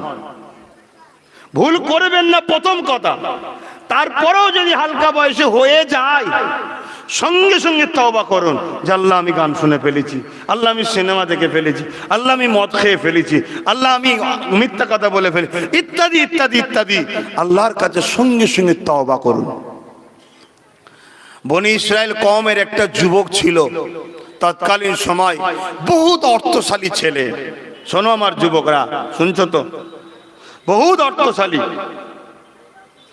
সে প্রতিদিন নোংরা কাজ করত, আশা করছি বুঝতে পারছো। অবৈধ সম্পর্ক নারীদের সঙ্গে করত, বাজার থেকে খরিদ করে নিয়ে আসতো, অবৈধ সম্পর্ক করত। তো একদিন একটা কুমারী, খুব সুন্দরী, দেখে বোঝা যাচ্ছে খুব ভদ্র মিষ্টি সভ্য ঘরের কন্যা, হালকা বয়স, 60 দিরহাম দিয়ে কিনেছে, যেটা আজকের বাজারে আমার দেশে হলে 8-9 লক্ষ টাকা হবে কম বেশি। কিনে ঘরে নিয়ে এসছে, রাত্রিরে খাওয়া দাওয়া করে ওর যা প্রতিদিনের কাজ, পাপ করা, সেই পাপের জন্যই নারীর ঘরে যখন যাচ্ছে, গিয়ে দেখছে নারীটা কাঁদছে। তখন এই যুবকটা বলছে, খাতুন, মহিলা, তুমি তো স্ব ইচ্ছায় আমি কিনলাম, তোমায় তো আমি জোর করে আনিনি, স্ব ইচ্ছায় কিনেছি, কাঁদছো কেন? তখন মহিলা বলছে, আমি যে বিক্রি হয়েছি স্ব ইচ্ছায় নয়, গরিবই আমাকে এই দিকে ঠেলে নিয়ে এসছে, কিন্তু যত সময় পাপের দিকে যাচ্ছে, আল্লাহর ভয় আমার দিলকে ভেঙে চুরমার করে দিচ্ছে। জোরে বলুন সুবহানাল্লাহ। আমি আল্লাহকে ভয় করি। আমার পরিবার, আমার বাব্বু আম্মু আছে, তারা কত গরিব, তাদের অবস্থা আমি দেখেছি। আমি কোনো দিশে পাই না তাদেরকে সেবা করার, বাধ্য হয়ে আজকে আমাকে এই রাস্তায় নামতে হয়েছে। এটা আমার শখ নয়, মজবুরি। কিন্তু পাপের যত কাছে যাচ্ছি, আমার মধ্যে আল্লাহর ভয় আমার বুককে ফাটিয়ে দিচ্ছে, যন্ত্রণা হচ্ছে, ছটফট করছি যে কি মুখ দেখাবো মালিকের কাছে। কেন মালিক আমাকে বলেছিল তোর কাছে যে নিয়ামত দিলাম, ওই নিয়ামতটা তো স্বামী ছাড়া অন্য কাউকে দিবি না। আজকে আমি সেই নিয়ামতটা, স্বামীর হকটাকে আমি নষ্ট করতে যাচ্ছি, পেটের জ্বালায়, অভাবের জ্বালায় আল্লাহর কাছে মুখ দেখাতে পারবো না। হয়তো দুনিয়ায় আমার স্বামী আমার বিষয় জানতেও পারবে না, কিন্তু আল্লাহ তো সব জানে। এইটুকু কথা যুবকটার মধ্যে একটা ধাক্কা লেগে গেল বুকে। হায় হায় হায় হায় হায়, এত গরিব, এত দিন অভাবে থাকার পরও এ আল্লাহকে এত ভালোবাসে, এত ভয় করে। আর আল্লাহ আমাকে ধন দিয়েছে, ইজ্জত দিয়েছে, জমিদারি দিয়েছে, পাওয়ার দিয়েছে, লোক ভয়ে আমার সামনে কথা বলে না। আমি রোজ এত পাপ করছি, আল্লাহকে ভয় আমি করিনি, আমার কি হবে? এ তো কোনোদিন পাপ করেনি, আজকে শুধু করতে এসেছে পাপ, এখনো করেনি, এতেই ভয়ে জড়ো। আর আমি তো রোজ পাপ করে বেড়াচ্ছি, আমি কি মুখ দেখাবো আল্লাহকে? ব্যাস, চেতনা ফিরে গেল। ছেলেটার যুবকটার চোখে পানি। যুবকটা বলছে, বোন। মেয়েটা একবার বোন বলে ডাকছে, তুমি আমার জন্য একটু দোয়া করো, আমি খুব খারাপ, আমি খুব বদমাইশ, জানি না এ মুখ আল্লাহকে দেখাতে পারবো কিনা, তবে দোয়া করো আল্লাহ যেন আমাকে হিদায়াত দান করে। আমি তওবা করছি, জীবনে কোনোদিন শরাব, জেনা, কোনো আর পাপ, আল্লাহর নাফরমানি কাজ আর কোনোদিন করব না। তুমি যাও, 60 দিরহাম টাকা ফেরত দিতে হবে না, তোমার আব্বা আম্মার পিছনে খরচ করো। মহিলাটা যেতে দেরি, যুবকটা ইন্তেকাল হতে দেরি হয় না, ইন্তেকাল হয়ে গেল। সমস্ত গ্রামবাসী ঘৃণা করে, ভয়ের চোটে কিছু বলতে পারে না। আজও সমাজে এরকম পাপী ছেলে আছে যারা এলাকায় জুলুম করে বেড়ায়, অত্যাচার করে বেড়ায়, সবাই তাকে ভয়ে কিছু বলে না, কিন্তু দিল থেকে ঘৃণা করে। আমি ওই সকল মানুষকে বলবো, তওবা করো, তওবা করো, তওবা করো। কেন তুমি কবে মরবে কেউ জানে না। ওই যুবকটা জানতো না যে আমি তওবার পরেই মরবো, কিন্তু আল্লাহ ওকে একটা বাহানায় হেদায়েত করে দিলেন। পরের দিন গ্রামের মানুষরা বেরিয়েছে, দেখছে ওই যুবকের দরজায় লেখা আছে, এ এলাকার মানুষ তোমরা আমার বন্ধুর জানাজায় শরীক হও। জোরে বলুন সুবহানাল্লাহ। কেন? এ গত রাত তওবা করেছে, তওবাকারীকে আল্লাহ পছন্দ করে, এর গুনাহকে আল্লাহ মাফ করে দিয়েছে। জোরে বলুন সুবহানাল্লাহ। আমি তুমি সবাই আল্লাহর, মালিকের, তিনি সুযোগ দিয়েছে তওবা করো। যুবক আমার, ভাই আমার, বোন আমার, তওবা করো, তওবা করো, তওবা করো, বেশি বেশি করে আল্লাহর কাছে কাঁদো। আর রাসূলকে রাসূল জেনে জানের থেকে বেশি ভালোবেসে মহব্বতের সঙ্গে তার সঙ্গে সম্পর্ক রাখো, এটা হলো ঈমান। নবীর সঙ্গে প্রেম আদবের গাঁট বেঁধে লিওয়ার নাম হলো ঈমান, যেটাকে আকীদা বলা হয়। আকীদা মানে উকুত থেকে আকীদা, নবীর কোনো জিনিসের সঙ্গে শক্ত করে গাঁট বাঁধা। দুনিয়ায় সব উল্টে গেল, এই গাঁট যেন না খোলে। তো নবীর সঙ্গে প্রেমের গাঁট, আদবের গাঁট, মহব্বতের গাঁটকে বেঁধে নিবার নাম হলো ঈমান। জোরে বলুন সুবহানাল্লাহ। আরে যুবক আমার, নিঃশ্বাস এখনো চলছে, আল্লাহ চালিয়ে রেখেছে। আল্লাহ বলে চিৎকার দিচ্ছি আমি, কাল এই সূর্য উঠবে, আমি না উঠতে পারি, সন্ধ্যা হবে, তুমি না দেখতেও পারো, জোহরের নামাজ হবে, তোমার জোহরের নামাজ নাও পড়া হতে পারে, হয়তো জোহরের নামাজের পর জানাজা হয়ে যেতে পারে। এ যুবক কার কখন চলে যাবে কেউ জানে না। আমি বুঝাতে চাইছি একটাই, এই সামান্য জিন্দেগিটা আল্লাহ পাক দিয়েছে, এই জিন্দেগিকে আল্লাহ নাফরমানি রাস্তাতে চালাও না, আল্লাহর পছন্দের রাস্তায় চালাও। আল্লাহর পছন্দের রাস্তা কোনটা, আল্লাহর নাফরমানি রাস্তা কোনটা, আল্লাহ কোরআনে বড় সহজ করে জানিয়ে দিয়েছে। মাতাকুমুর রাসূল ফাকুযুহু ওয়া মা নাহাকুম আনহু ফান্তাহু। আমার হাবিব যা আদেশ করেছে মেনে নে, আমার নবী যা নিষেধ করেছে ছেড়ে দে। নবী পাকের আদেশের রাস্তাটা হলো আল্লাহ পাকের পছন্দের রাস্তা, নবী পাকের নিষেধের রাস্তা থেকে নিজেকে দূরে রাখাটা আল্লাহ পাকের পছন্দ। এই যুবক রেখে দাও, যদি রেখে দাও, আল্লাহ সামান্য জিন্দেগি দিয়েছে, এটা হলো একটা পরীক্ষার জায়গা। এই দুনিয়ায় তুমি আমি পরীক্ষা দিতে এসেছি। যখন কোনো বাচ্চা দুনিয়ায় পরীক্ষা হয়, আশেপাশে খেলা তামাশা যাই থাকুক না কেন, ও যদি খেল তামাশা ছেড়ে দিয়ে দিন রাত যদি পরীক্ষা ভালো রেজাল্ট করার জন্য পড়াশোনা করে, তাহলে দেখবেন ওই ছেলেটা একদিন ওর জীবনটা একটা সুন্দর জীবন হবে।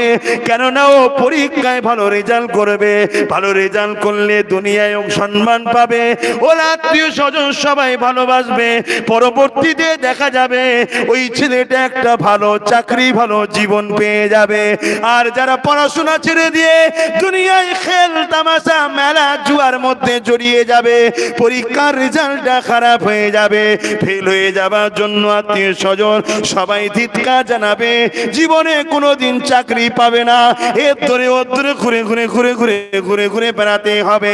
তাই বুঝাবার জন্য বলি, আল্লাহ জমিনের ওপরে পরীক্ষা দিতে এসেছি। আমাদের সিলেবাস হলো কোরআন, আর আমাদের শিক্ষক হলো মুহাম্মদ রাসূল। এই কোরআন ও শিক্ষকের দেখানো রাস্তায় যদি ভালো তারে চলতে পারি, অবশ্যই মৃত্যুর ঘন্টা বেজে গেলে পরীক্ষা শেষ হবে। এবারে পুরস্কার দেওয়া হবে ওই ময়দানে মাশরে ডানাতে। ওই ডানাতে যখনই তুমি রেজাল্ট পেয়ে যাবে, তোমাকে আল্লাহ চাকরি দিল কি তিনার জান্নাতে চিরশান্তিতে থাকা। আমার মাইকে আমার কথা বুঝতে পারছেন তো? আমার ভাই, তোমরা আমার ভাই হও যুবকরা, কেন তোমাদের জন্য আজও আমার নবী কাঁদছে। নবী বলেছেন আমার উম্মতরা হলো আমার রুহানি বাচ্চা, তোমরা সব নবীর বাচ্চা, জানো তো নাকি? নবীর সন্তান তোমরা, রুহানি সন্তান, অন্তরের। রুহানি মানে রূহ, অন্তরের সন্তান তোমরা। আর আমরা হলাম নবীর বংশের সন্তান, এবং অবশ্যই উম্মত হিসাবে আমিও রুহানি সন্তান, ঠিক না বেটি? সমস্ত ইমানদার উম্মত নবীর নরনারী সবাই নবীর সন্তান। তো সন্তান যদি ভালো হয় বাপ খুশি হবে, আর সন্তান যদি খারাপ হয়, শুধু নিজের ভবিষ্যৎ নিজের বদলাম নয়, সন্তানের খারাপের জন্য সমাজ বাপকেও ছোট বড় কথা বলে না, বলে না। এটা অবশ্য সমাজের মূর্খমি ছাড়া আর কিছু নয়। কেন কেউ যদি ভুল করে তার জন্য তার গার্জেন দোষী হতে পারে না। আমি যদি মদ খাই আমার বাপকে মাতাল বলবেন নাকি? হ্যাঁ, আমি বদমাইশ, আমাকে বলুন, ঠিক না বেটি? আমার ভাইরা পরিবর্তন হন। আমাদের আখলাক, আমাদের আদর্শ, আমাদের উঠা বসা, আমাদের চালচলন, আমাদের সংসার জীবন, আমাদের অর্থনীতি জীবন, আমাদের রাজনীতির জীবন, আমাদের পারিবারিক জীবন, আমাদের এডুকেশন জীবন, আমাদের আত্মীয়তা জীবন, আমাদের কি বলে অমুসলিমদের সঙ্গে উঠা বসার জীবন, মানুষ মানুষের সঙ্গে মিশার জীবন, সব জীবনটাই মুহাম্মদ রাসূলকে ফলো করে চালাতে হবে। নিজের খেয়াল খুশি মতো চললে হবে না। কেন এই জিন্দেগির মালিক আমি নয়, এই জিন্দেগিটার মালিক সৃষ্টিকর্তা। এই চোখ দুটোর মালিক আমি নয়, আমাকে ব্যবহার করতে দিয়েছে। এ কান দুটোর মালিক আমি নয়, ব্যবহার করতে দেওয়া হয়েছে। হাত দুটোর মালিক আমি নয়, ব্যবহার করতে দেওয়া হয়েছে। পা দুটোর মালিক আমি নয়, ব্যবহার করতে দিয়েছে। যিনি ব্যবহার করতে দিয়েছেন তিনি হলেন রাব্বুল আলামিন, মহান সৃষ্টিকর্তা আল্লাহ। অতএব তার সৃষ্টিকে তার রাস্তায় চালা। এবারে কখনো যদি ব্যতিক্রম হয়ে যায়, আবার বলছি নিরাশ হয়ে যাবেন না।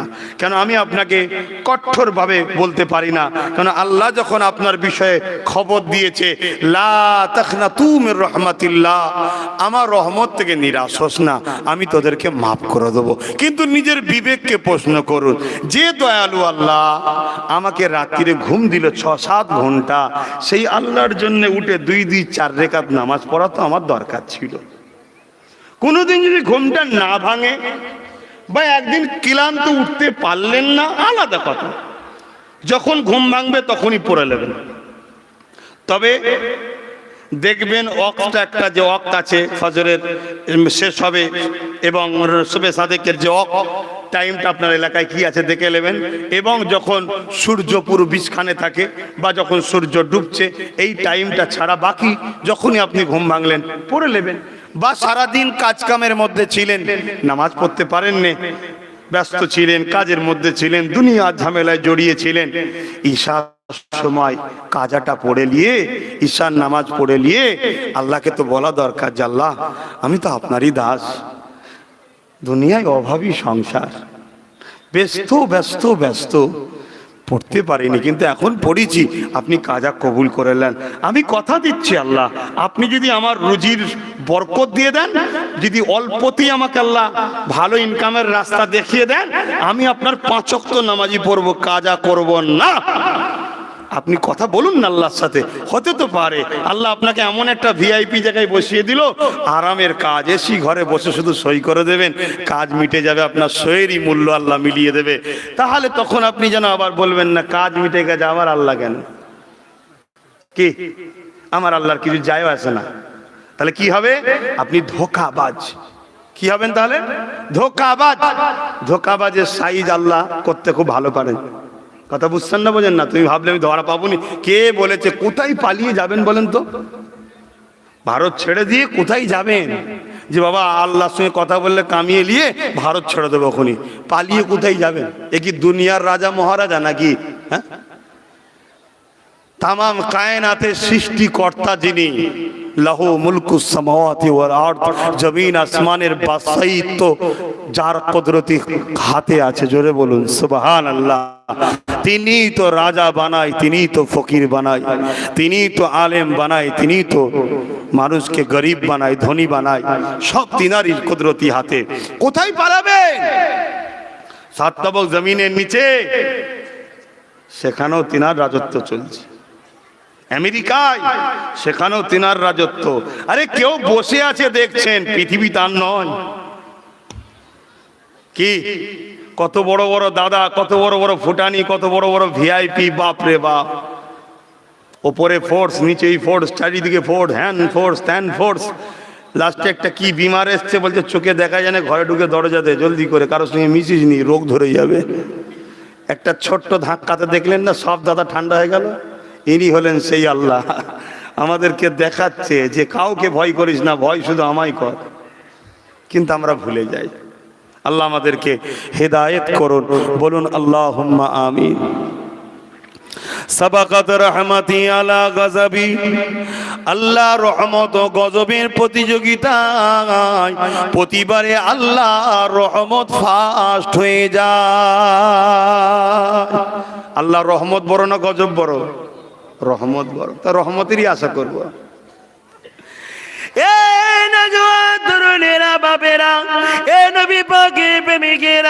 কাউকে আল্লাহ 30 বছর দিয়েছে, কাউকে আল্লাহ 40 বছর দিয়েছে, কাউকে আল্লাহ 50 বছর দিয়েছে, কাউকে আল্লাহ 100 বছর দিয়েছে, কাউকে আল্লাহ 60-70 দিয়েছে।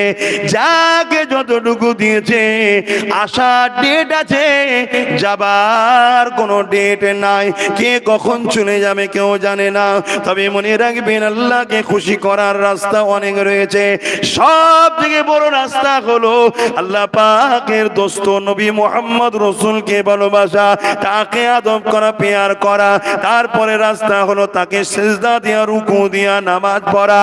আর একটা উত্তম রাস্তা বলে যাচ্ছি, আল্লাহ নবী বসে আছে, এক অমুসলিম এসে নবীকে জিজ্ঞাসা করলো, ও আব্দুল্লাহর বেটা মুহাম্মদ সাল্লাল্লাহু আলাইহি ওয়াসাল্লাম, ইসলামের সব থেকে ভালো কাজ কোনটা?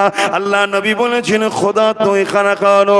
ওই ইহুদি বলল, সেই খোদা তো যদি মুসলমান হয় তবে।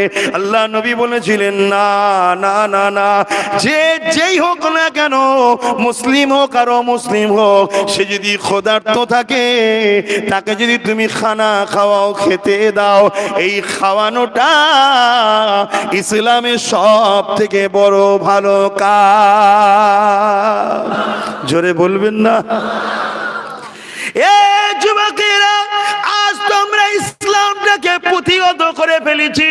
আমরা মনে করি ইসলাম মানে মসজিদ বানাও, ইসলাম মানে মাদ্রাসা বানাও, ইসলাম মানে নামাজ পড়ো, ইসলাম মানে শুধু দাঁড়িয়ে রাখো, ইসলাম মানে শুধু টুপি পড়ো, ইসলাম মানে শুধু রোজা রাখো, ইসলাম মানে শুধু নারীরা পর্দা করো। ইসলাম ইসলামের মধ্যে সীমাবদ্ধ নয়। হ্যাঁ, এগুলো ইসলাম, এগুলো করলে অনেক মহান কাজ, সওয়াবের কাজ। তবে ইসলাম অনেক বড় জিনিস। ইসলামের প্রথম কাজ হলো লা ইলাহা ইল্লাল্লাহু মুহাম্মাদুর রাসূলুল্লাহ। আল্লাহকে সিওয়া কোই ইলাহা নাই। একজন মালিক, দুজন নয়, তিনজন নয়, চারজন নয়, মালিক একজন, যিনি হলেন আল্লাহ। আল্লাহ তিনি জিনার ছেলে পুলে, স্ত্রী, বউ, বাচ্চা নাই, অর্থাৎ যিনি কারো থেকে জন্ম লাইনে, তিনার থেকে কেউ জন্ম লাইনে, তিনি হলেন আল্লাহ। আল্লাহ হতে গেলে এই সংজ্ঞাটা যেন মেলে। কুল হুয়াল্লাহু আহাদ আল্লাহুস সামাদ লাম ইয়ালিদ ওয়া লাম ইউলাদ ওয়া লাম ইয়াকুল লাহু কুফুয়ান আহাদ। কেউ যদি প্রভু দাবি করে, মালিক দাবি করে, খোদা দাবি করে, আল্লাহ দাবি করে, যেমন একজন শয়তান আসছে দাবি করবে কানা দাজ্জাল, তাকে বলতে হবে তোমার বাপ আছে নাকি? হ্যাঁ রয়েছে, তাহলে তুমি খোদা নয়। তোমার মা আছে নাকি? হ্যাঁ রয়েছে, তাহলে তুমি খোদা নয়। তোমার স্ত্রী আছে? হ্যাঁ আছে, তাহলে তুমি খোদা নয়। আল্লাহ যে হবে, তিনার তো বাপও নাই, মাও নাই। আল্লাহ তো তিনি, যিনি আল্লাহ হুসামাদ, তিনি কারো মুখাপেক্ষী নয়। না তিনাকে পানি পান করতে লাগে, না ঘুমাতে লাগে, না খেতে লাগে, না ঘুমাতে লাগে, না কোনো দুনিয়ার প্রয়োজনে তার কিছু লাগে। আল্লাহ তো তিনি ওয়ালাম ইয়াকুল্লাহু কুফুয়ান আহাদ, যিনার সমকক্ষ কেউ নেই, যিনি এক অদ্বিতীয় লা শরীক, তিনি হলেন আল্লাহ। এ যুবকেরা, তরুণেরা, বাপেরা, সেই আল্লাহকে আল্লাহ বলে মেনে লিয়া। আল্লাহ পাক বলছে আমাকে তোরা ছুতে পারবি না, আমাকে তোরা শুনতে পারবি না, আমাকে তোরা শুনতে পারবি না, আমাকে তোরা দেখতে পারবি না। তাই আমার দাসত্ব করা তোদের জন্য বড় কঠিন হয়ে যাবে। এই জন্য আমি আল্লাহ আমার দোস্ত মোহাম্মদ রসুলকে পাঠালাম, তাকে তোরা ফলো কর, পেয়ার কর। কেন আমি আল্লাহ সার্টিফিকেট দিয়ে দিচ্ছি, ইন্নাকা লাআলা খুলুকিন আযীম, সব থেকে উত্তম চরিত্র হলো আমার বন্ধু মোহাম্মদ রসুল। তাই তোরা তাকে মেনে নে। তোদেরকে আমি জানিয়ে দিচ্ছি, লাকাদ কানা লাকুম ফি রাসূলিল্লাহি উসওয়াতুন হাসানা, সব থেকে উত্তম মডেল হলো আমার মোহাম্মদ। নামাজ পড়বি আমার নবীকে দেখ, রোজা রাখবি আমার নবীকে দেখ, হজ করবি আমার নবীকে দেখ, যাকাত দিবি আমার নবীকে দেখ, সংসার করবি নবীকে দেখ, রাষ্ট্র চালাবা, সব গেছে, নেতা হবি, লিডার হবি, আমার নবীকে দেখ, নবীকে দেখ, নবীকে দেখ। অন্য কাউকে দেখে তোরা রাজত্ব করবি না, রাজনীতি করবি না। কেন আমার নবী থেকে উত্তম রাজনীতিবিদ পৃথিবীতে আসেন আর আসবে না। আমার নবীর থেকে শ্রেষ্ঠ ডাক্তার পৃথিবীতে আসেন আর আসবে না। আমার নবীর থেকে শ্রেষ্ঠ বাবা পৃথিবীতে আসেন আসবে না। আমার নবীর থেকে শ্রেষ্ঠ মহামানব পৃথিবীতে আসেন আসবে না।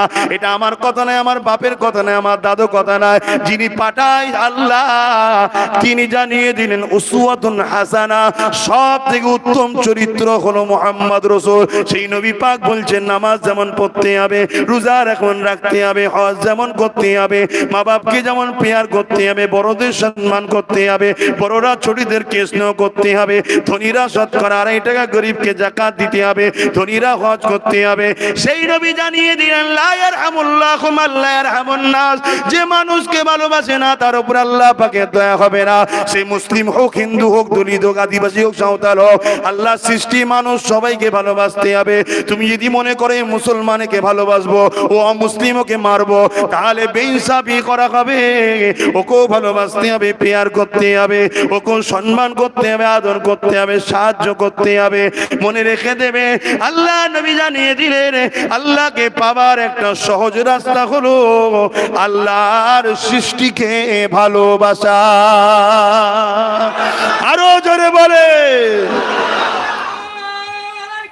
আল্লাহ।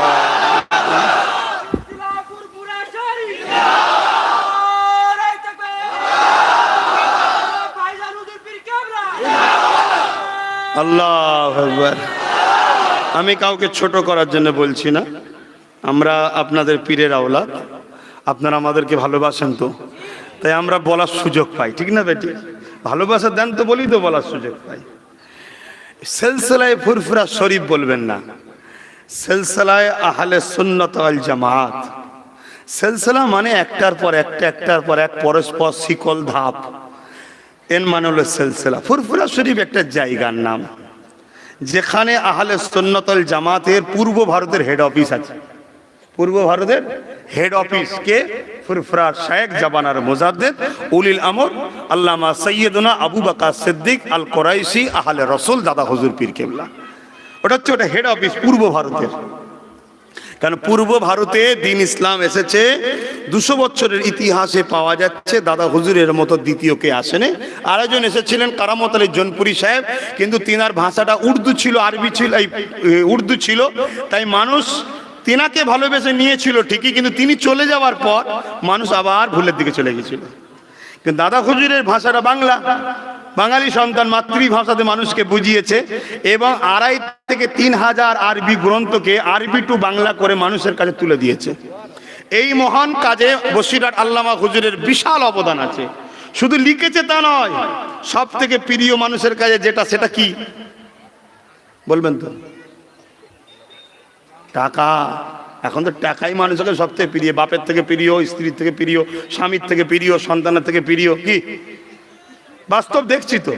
কিন্তু হ্যাঁ, ইমানদারের কাছে টাকা প্রিয় নয়, ইমানদারের কাছে জানের থেকেও প্রিয় রসুল। জোরে বলুন সুবহানাল্লাহ। তো যাই হোক, তো হুজুর ওই টাকাও খরচ করেছে। হুজুর এত বড় লোক ছিলেন বসিরহাট আল্লামা হুজুর। এখান থেকে কদ্দূর আমি বুঝতে পারছি না, আমাকে কোন দিক দিয়ে নিয়ে এসছে আমি তো কিছু বুঝতেই পারিনি। আচ্ছা আচ্ছা, তাই বেশি দূর তো নয়। তো হুজুর এত ধনী ছিলেন, এই 2 24 পরগনা তখন একসাথে ছিল, উত্তর দক্ষিণ একসাথে ছিল। এই 2 24 পরগনার অর্ধেক কেনার ক্ষমতা ছিল, তার মানে পুরো উত্তর 24 পরগনাটাকে কেনার ক্ষমতা ছিল বসিরহাট আল্লামা হুজুরের। এত ধনী ছিলেন, সব টাকা পীরের মহব্বতে আল্লাহ আল্লাহ রসুলের যে দিন ইসলাম, এই ইসলামের প্রচারের জন্য কিতাব লিখতে বাস করতে করতেই সব শেষ করে দিয়েছে। জোরে বলুন সুবহানাল্লাহ।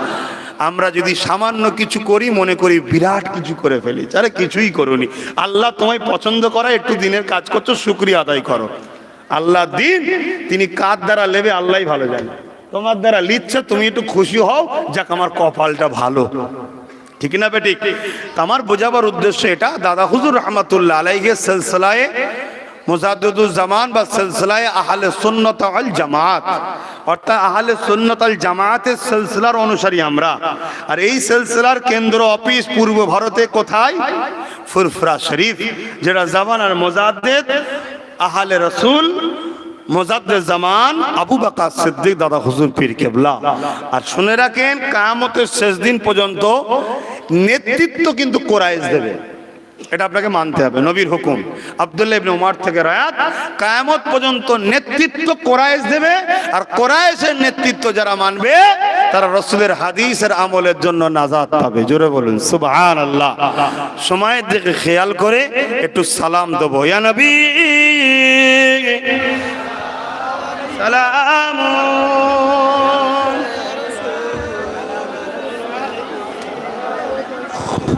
থাক থাক নেটে থাক।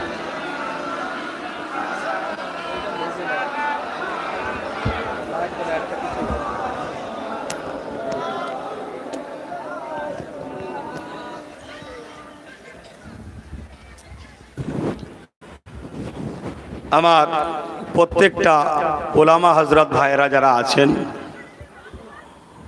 বিশেষ করে যারা তরুণ পড়াশোনা করেছেন, বর্তমান সময়ের দিকে খেয়াল করে যেটা বলতে চাইছি, খুবই কষ্টের মধ্যে ওলামারা আছে। আপনারা মানেন কি জানি না। তাই আমার যারা পড়াশোনা করেছেন তরুণ, যদি দিনের খেদমতের ইচ্ছা দাদা হুজুরের বাগানে থাকে বা করছেন, আলহামদুলিল্লাহ, দোয়া করি আল্লাহ হকের পক্ষে করার তৌফিক দেন। বলুন আল্লাহুম্মা আমিন। যদি আমার কোনো সহযোগিতা লাগে তাহলে আমি এই বিষয়টা প্রায় জায়গায় প্রচার করছি। যেমন আমার আগে যিনি ওয়াজ নসিহত করলেন, এরা সব তরুণ ছেলে উঠছে, এদেরকে একটু সুযোগ আমাদের ঘরে করিয়ে দিতে হবে। কেন? যিনি ওয়াজ করছেন ওনার আব্বা ওনার আম্মাও দাদা হুজুরের মুরিদ। এখানেও যত ওলামা ভাই আছেন, মেম্বারও যেনারা আছেন, আপনাদেরও আব্বা আম্মারাও আমার দাদা হুজুরের মুরিদ। তাই আপনারাও আমাদেরকে পীরের আওলাদ হিসাবে সম্মান করেন, আলেম হওয়ার পরেও সম্মান করেন। ঠিক না বেটি? কিন্তু আপনাদের ঘরে সমাজের কাছে প্রচার প্রসার করে দেওয়ার জন্য আমাদের একটু প্রয়োজন আছে মনে হয়, নাকি? তাই আমি দাওয়াত দিচ্ছি, অন্য অন্য জায়গাতেও দিচ্ছি, দিনের জন্য, ইসলামের জন্য, মানুষের জন্য, ন্যায়ের জন্য, সত্যের জন্য। এক কথায় ইসলাম, ইসলাম সভ্যতার নাম, ইসলাম পিপাসিত মানুষের পিপাসা মিটাবার নাম। ইসলাম বস্ত্রহীনকে বস্ত্র দিবার নাম, ইসলাম অসহায়কে আশ্রয় দিবার নাম, ইসলাম ক্ষুধার্ত মানুষকে খানা খাওয়াবার নাম, ইসলাম বড়দের সম্মান দিবার নাম, ছোটদের স্নেহ করার নাম, মা বাপকে ভালোবাসার নাম।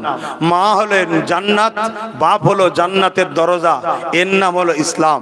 ইসলাম নারীকে রাখেল নয়, নারীকে জানের থেকে বেশি ভালোবেসে স্ত্রী যে হবে তাকে আদর মহব্বত, তার সমস্যা সমাধান করার দায়িত্ব নিবার নাম ইসলাম। জোরে বলুন সুবহানাল্লাহ। ইসলাম প্রজাদের ঘরে নিরাপদে রাখার নাম, ইসলাম শাসক যে হবে নিজে খাবার আগে প্রজার খোঁজ নিবার নাম ইসলাম। শুনছেন তো? মাওলা আলী বলছে কোন প্রজা যদি পেটের জ্বালায় চুরি করে, ওই প্রজার হাত কাটার আগে যে নেতা তার হাত আগে কাটা দরকার। সে যদি তার প্রজাকে ঠিকভাবে দেখতো তাহলে প্রজা কখনো ক্ষুধার্ত হতো না, চুরিও করতে হতো না। এর নাম ইসলাম। ইসলাম মানবতার নাম, সভ্যতার নাম, ইনসাফের নাম, ইনসানিয়াতের নাম। ইসলাম কি বলবো, সাম্যের নাম ইসলাম। জোরে বলুন সুবহানাল্লাহ। ইসলাম সম্প্রীতির নাম, মানুষ মানুষকে ভালোবাসবে, এর নাম ইসলাম। সে হিন্দু হোক, দলিত হোক, আদিবাসী হোক, সাঁওতাল হোক, বাগদি হোক, কেউ বিপদে পড়লে তার পাশে দাঁড়াবার নাম ইসলাম। কেউ ক্ষুধার্ত থাকলে তাকে সাহায্য করার নাম ইসলাম। কার বস্ত্র নেই বস্ত্র দিবার নাম ইসলাম। কার ঘর নেই ঘর তৈরি করার নাম ইসলাম। যে কোনো মানুষ তাকে ভালোবাসার নাম ইসলাম। শুনুন, ইসলাম রাষ্ট্রকে ভালোবাসার নাম ইসলাম। জোরে বলুন সুবহানাল্লাহ। আজ বড় দুঃখের সাথে বলতে হয়, একদল সন্ত্রাস এখনো ভয় করছে মাদ্রাসাকে। আছে না নাই? মাদ্রাসাকে ভয় করছে কেন? ব্রিটিশরা মাদ্রাসাকে ভয় করত কেন? ব্রিটিশরা জানে মাদ্রাসা শিক্ষা দেওয়া হয় দেশপ্রেম, হুব্বুল ওয়াতান, দেশের ভালোবাসা শিক্ষা দেওয়া হয়। মাদ্রাসায় শিক্ষা দেওয়া হয় মজলুমের সাথ দাও, জালিমের বিরুদ্ধে লড়ো। তো মাদ্রাসা যদি তুলে না দেওয়া যায় তাহলে আজকের দিনে আমার ভারতে যারা জালিম আছে এদের ভয় হচ্ছে যে আমাদের ঘরও ব্রিটিশদের মতো না তাড়িয়ে দেয়। তাই তারা বোল্ডোজার দিয়ে শিক্ষক নিয়োগ বন্ধ করে মাদ্রাসার নামে একটা মহল তৈরি করছে সমাজে আমার অমুসলিম ভাইদের কাছে, যে মাদ্রাসায় ওরা এই ট্রেনিং দেয়, এই ট্রেনিং দেয়, এই ট্রেনিং। ভয় ভয় তৈরি করছে মানুষের ব্রেনে, যাতে অমুসলিম ভাইদের সাপোর্টটা পেয়ে দেশপ্রেমিকদের ঘরে হত্যা করে দিতে পারলে, দেশপ্রেমিকদের কারখানাকে বন্ধ করে দিতে পারলে দেশকে লুটেই যাব, আমাদের কেউ কিছু করতে পারবে না। তাই প্রত্যেকটা মানুষকে দাওয়াত দেবো, যে বিষয়ে সন্দেহ করবেন আগে সত্য মিথ্যা যাচাই করার পরে সন্দেহ করার নাম ইসলাম। আগে সত্য মিথ্যাটা জানো, তারপরে মন্তব্য করার নাম ইসলাম। তবে এতটুকু আপনাদের বলে যাই, বর্তমান পৃথিবীতে আজকে নতুন নয়, আপনারা যদি না জানা থাকে জেনে নেন। মাদ্রাসা দুই শ্রেণীর মানুষ করে, এক নবীর মহব্বতে সত্যকে শিখাবার জন্য নবীর গোলামরা করে, আর একটা হলো নবীর দ্বীনকে মিটাবার রাস্তা শেখার জন্য নবীর দুশমনরাও মাদ্রাসা করে। কথাটা কি কষ্ট দিল? কষ্ট দিল কি না? অতি সত্য কথা। আপনারা জানেন কি জানি না, আমার ভারতে প্রচুর মাদ্রাসা এমন তৈরি হচ্ছে, তৈরি করছে। কারা করছে? যারা নবীর দ্বীনকে মিটাতে চাইছে, যারা মানুষের প্রভু সাজতে চাইছে, তারাও তৈরি করছে। ব্রিটেনের মাটির তলাতে গোপন খ্রিস্টানদের মাদ্রাসা আছে, আপনারা জানেন? কেন? সেখানে কোরআন হাদিসকে রিসার্চ করে দেখছে কোন রাস্তায় নিয়ে গেলে চট করে মুসলমানদের সঙ্গে মদিনাওয়ালার সম্পর্কটাকে কাটা যাবে, কোন রাস্তায় নিয়ে গেলে এই কওমটাকে ধ্বংসের দিকে ফেলে দেওয়া যাবে। এবং সেইখানেই তারা একদিন একটা সমাজ বিরোধীকে মাইনে দিয়ে তারাই রাখবে। ওই সমাজ বিরোধীকে তারাই তৈরি করেছে, রাখার পরে তার দ্বারা অন্যায় করাবে। পরবর্তী সময় মিডিয়া নিয়ে এসে তার খবরটাকে হাইলাইট করবে, দেখো মাদ্রাসার ছাত্র বা মাদ্রাসার শিক্ষক সমাজ বিরোধী সংগঠনের সঙ্গে জড়িয়ে আছে। এই যখনই একটা দেখবে অমনি বলবে মাদ্রাসায় তো এই হয়, আগেই বলেছিলাম, মাদ্রাসায় তো এই হয়, আগেই বলেছিলাম। এটা একটা পরিকল্পনা, নাটক। আমার কথার কেউ ভুল মানে নিচ্ছেন না তো? কি গো, ভুল মানে নিচ্ছেন না তো?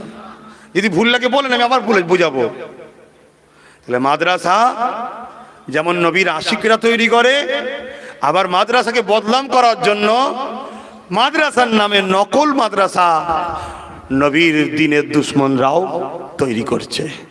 অতএব নিজেদের বাচ্চাদের ঘরে নবীর প্রেমিকদের মাদ্রাসায় দেবেন। নবীর প্রেমিকদের মাদ্রাসা অর্থাৎ যেখানে সভ্যতার শিক্ষা, ইনসাফের শিক্ষা, মানবতার শিক্ষা, আল্লাহ প্রেমের শিক্ষা, কোরআনের প্রেমের শিক্ষা, মানুষের প্রেমের শিক্ষা হয়, দেশ প্রেমের শিক্ষা দেওয়া হয়, এটা হলো নবীর পক্ষের মাদ্রাসা। আর যেখানে এর বিরোধী হয়, মানবতার বিরুদ্ধে, সমাজের বিরুদ্ধে, সভ্যতার বিরুদ্ধে, বেইনসাফির বিরুদ্ধে, দেশের বিরুদ্ধে, ইনসানিয়াতের বিরুদ্ধে, জানবেন এই হক মাদ্রাসাগুলোকে বদনাম করার জন্য এই মাদ্রাসাগুলোকে যারা বদনাম করে তারা তৈরি করেছে অন্য সাইডদের টাকা দিয়ে। বুঝাতে পারছি তো নাকি? এই ভাই একটু বলেন, যুবকরা বলো, বুঝাতে পারছি তো নাকি? কেন বেচারার ক্রিটিক্যাল ব্যাপার। মিডিয়া খুললেই দেখা যায় দাড়ি মানে সন্ত্রাস, টুপি মানে সন্ত্রাস। এটা বড় প্ল্যান করে তৈরি করা হয়েছে। আর অতি সত্য কথা, একদল লোক সন্ত্রাসী করেছে দাড়ি রেখে, ঠিক না বেঠিক? কিন্তু সে দাড়ি রেখেছিল নবীর প্রেমিক দাড়িওয়ালাগুলোকে বদনাম করাবার জন্য দাড়ি রেখেছিল। আর যারা সন্ত্রাস আমাদেরকে বানাতে চায় তারাই ওকে পয়সা দিয়ে দাঁড়িয়ে রেখেছিল। তুই কুরবানি হ, তোর পরিবারের পুরো দায়িত্ব নেব। তুই কুরবানি হ, জেলের এই দরজা ঢুকাবো, ওই দরজা বার করে দেবো, কিন্তু মোল্লাদের ঘরে এই বাহানায় জড়াবো, জড়িয়ে সব মোল্লাদের ঘরে সাইজ করব। এটা পরিকল্পনা একটা। কিন্তু দুঃখের বিষয় আমার কম এখনো ঘুমোচ্ছে, এখন এদের ঘুম ভাঙেনি। কি যে ঘুম কাতুর হলো এরা। আল্লাহ এদের কম্বলে আগুন ধরিয়ে দিক, এদের কম্বল গুলো পুড়ে যাক, তাও ভালো। কমসে কম এদের মা বেটিদের ইজ্জতটা বেঁচে যাক।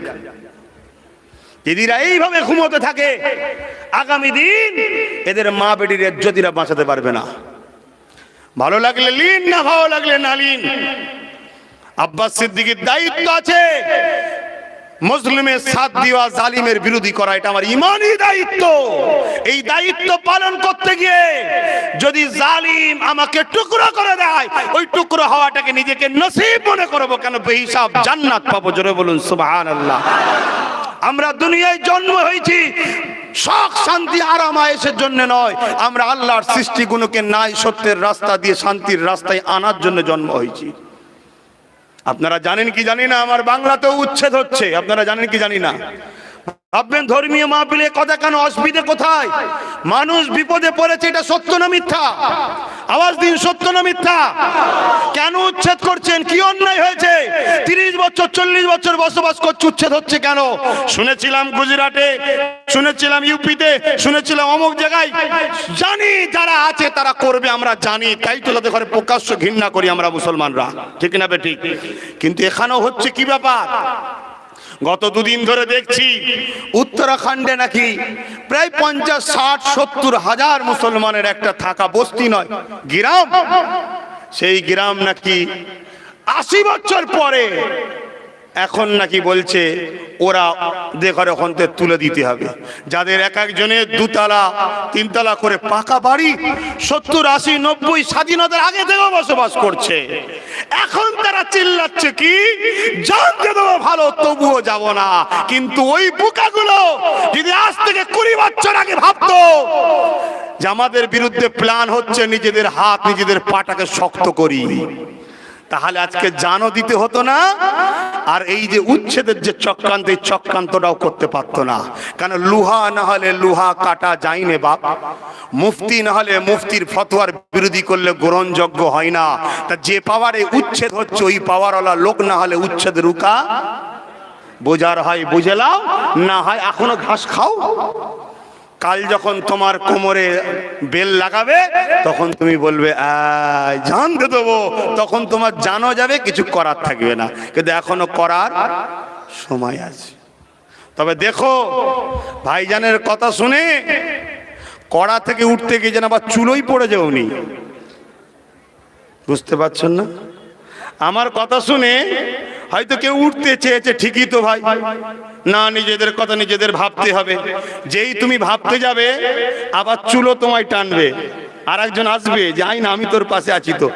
সব শিয়ালের এক ডাক, গরিবদের ঘরে মেরে ফেল। আর মুসলমান সমস্ত ধর্মের মধ্যে সব থেকে বড় গরিব ভারতবর্ষে তারা হলো মুসলমান। তাই মুসলমানকে বেশি মারার টার্গেট। কিন্তু এই মার শুধু মুসলমানের হবে তা নয়, অমুসলিম গরিবদের ঘরেও মেরে ফেলবে। তুমি কি ভাবছো হিন্দু বলে বাদ? না, গরিব যদি হয় ও হিন্দু হয়েও শান্তি নেই। গরিব যদি হয় ও আদিবাসী দলিত যতই বলো আমরা পুরাতন ভারতীয়, ওদেরও শান্তি নেই। গরিবটাই হয়েছে কাল। যদি বলেন দুতলা বাড়ি, দুতলা বাড়ি থেকে দুতলা বাড়ি কি বড় লোকের? আজকাল গরিবদেরও দুতলা বাড়ি আছে, ঠিক না বেটি? 60, 70, 80 বছর ধরে দুতলা ঘর করেছে, বিরাট বড় লোক। তুমি বুঝতে পারছো না? ইস্ট ইন্ডিয়া কোম্পানি শুনুনি ইতিহাস? একটা দুটো কোম্পানি পুরো দেশটাকে কিনে নিয়েছিল, গোলাম বানিয়ে রেখেছিল। আজও কিছু কোম্পানি আছে। তো হুজুর আপনি এই জলসাই বলছেন কেন? আমি মানুষকে ভালোবাসি। কেন ভালোবাসি? আল্লাহর রহমত পাবো তাই। মানুষ বিপদে আছে তাই বললাম। কে দুশ্মনী করছে, যার ক্ষতি হচ্ছে সে যদি না বোঝে তা আমি কি করে বুঝাবো? আশা করছি বুঝে নিয়েছেন। ইয়া নবী সালাম, ইয়া রাসূল সালাম, ইয়া হাবিব সালাম, সালাওয়াতুল্লাহ। কঠিন হাসরের দিনে কি আছে মোদের কপালে, গুনাহগার উম্মাত আতো আপনার লইবেন সঙ্গে মাশরে। নবী সালাম, ইয়া রাসূল সালাম, ইয়া হাবিব সালাম। দোয়া হবে, সকলে গায়ে গায়ে বসুন। দরুদ শরীফ আল্লাহুম্মা সাল্লি আলা।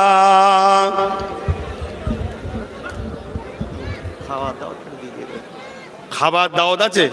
ও ভাই, খাওয়া দাওয়ার ব্যাপার আছে। দুয়ার পর খাওয়া দাওয়া তো হবে।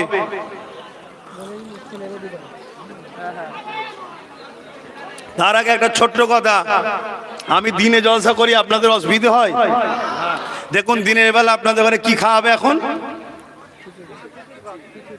যাই খাওয়াবে হজমটা হয়ে যাবে না? আর রাত্রে খেলে কিন্তু চট করে হজম হতে চাই নাকি? দিনের বেলা একটু বেশি করে খাওয়াও যাবে, রাত্রে জলসা হলে বেশি করে খাওয়া। যদিও খেয়ে ফেলি পরের পেয়েছি, একটু বেশি করে খেয়ে নি, জান নিজের ক্ষতি হবে বেশি। কে দিনের বেলা জলসা করি কেন?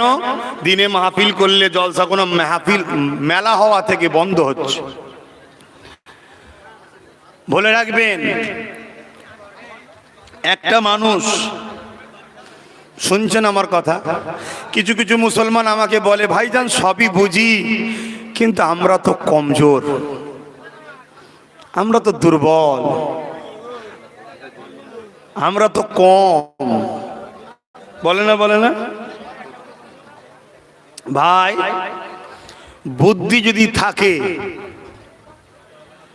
একটা মানুষ বুদ্ধি যদি থাকে, একটা মানুষ 10টা ষাঁড়কে একসাথে লিখে যেতে পারবে না? পারবে না? বলুন বলুন বলুন।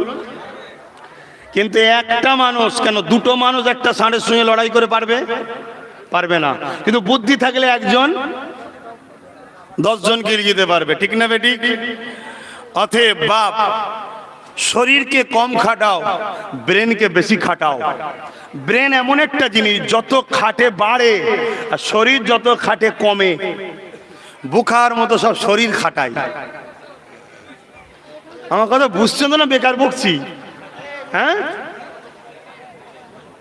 যারা তোমাদের ক্ষতি করতে চায় তারা কিন্তু সব বুঝতে পারছে, তারা সব বুঝতে পারছে। তুমি কি ভাবছো তোমার এলাকায় দাজ্জালের লোক নেই ভাবছো নাকি? হ্যাঁ, তোমার এলাকায় সভ্যতা, ইনসাফ, ইনসানিয়াত, মানবতার বিরুদ্ধে লোক নাই মনে করছো নাকি? আমি তো মনে করি মুসলিম পাড়াতে বেশি আছে। আবার কি গো, ভুল বললাম? যদি বলেন কি করে আপনি বুঝলেন?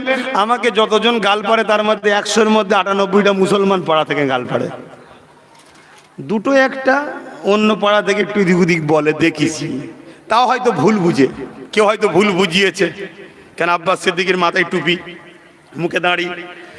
সারা দুনিয়ায় বারবার একদল মিডিয়া মোল্লা নে মোল্লা নে মোল্লা নে, মোল্লাই করেছে, মোল্লাই করেছে, মোল্লাই করেছে, মোল্লাই করে, মোল্লা মোল্লা মোল্লা মোল্লা মোল্লা মোল্লা সব সময় জেকের করে না, দেখেন না? ওই শুনে শুনে শুনে শুনে হয়তো তারা ভুল বুঝে আছে। সেটা কিন্তু একটা দুটো। আর মোল্লা পাড়াতে আমার বিরোধীটা বেশি কেন? এরা সেজে আছে মোল্লা, এদের ভেতরে পার্টস গুলো সব চাইনা। ইন্ডিয়া মার্কেটে ইন্ডিয়ান মেড ইন ইন্ডিয়া বলে চালাচ্ছে, কিন্তু পার্টস গুলো সব মুসলিম পাড়ায় ইমানদার মুসলমান বলে ঘুরে বেড়াচ্ছে, সব কিন্তু ইসলামের দুশ্মনের কাছে বিক্রি করে পার্টস সব তাদের করে ফেলেছে। ওই জন্য আমার কথা, এদের জলে বেশি। কেন? এদের ডিউটি হলে এটাই, মুসলমান সেজে থাক, মোল্লাদের ঘরে সাইজ কর, মাথা না তোলে। যেই চোখ খুলবে অমনি গালের গোড়ায় ফিটার ধরিয়ে দিবি। আবার চুষেলে বাচ্চা দেখেন না, মা কি করে? জেগে উঠলে বললি কাজ বাড়বে, হিতা মুদবে, সীতা মরবে, কাঁদবে, কাজ বেরিয়ে যাবে, আমার কাজ হবে না। যেই জেগে চমনি ফিটার। কি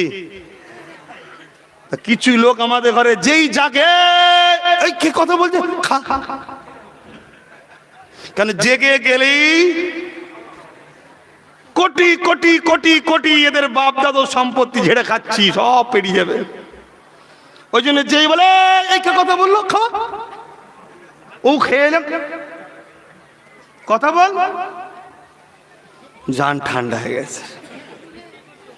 দুনিয়া জাহান্নামে যাক, ও ছেলে পুলের ভবিষ্যৎ জাহান্নামে চলে যাক, আমার পেট ঠান্ডা। তো এই সমাজে এরকম কোয়ালিটি আছে না নাই? ভুল বলছি? একটা শুধু একটা খবর দিয়ে যাচ্ছে। আর একটা, তোমরা জানো মাদ্রাসা মসজিদের বাড়তি জায়গাগুলোকে 1 নম্বর খতিয়ানে ঢোকানো হচ্ছে? তোমরা জানো? জানো না? তোমরা জানবে কি করি? তোমরা কি জানো?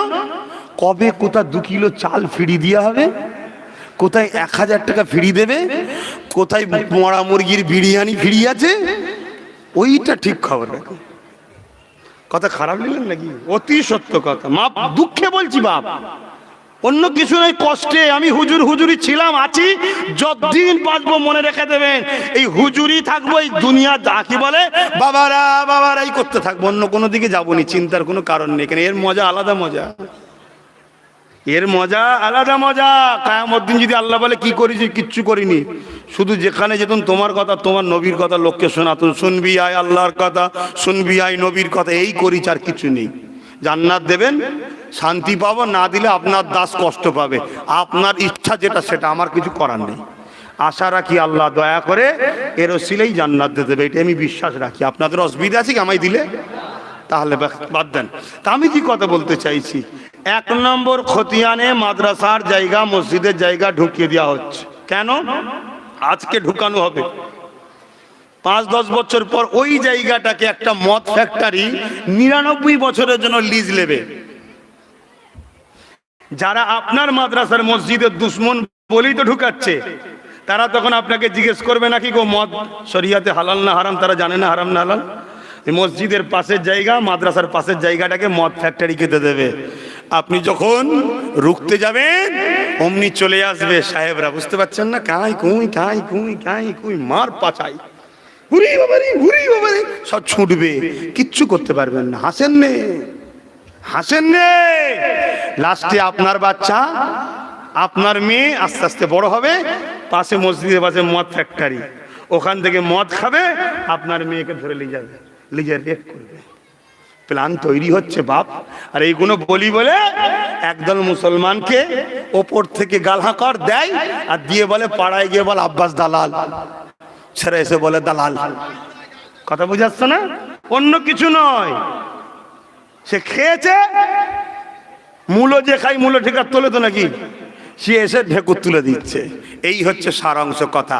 কেন এসেছি, হায়াত মওত আল্লাহ জানে, যদি কেউ ভুল ভেবে থাকে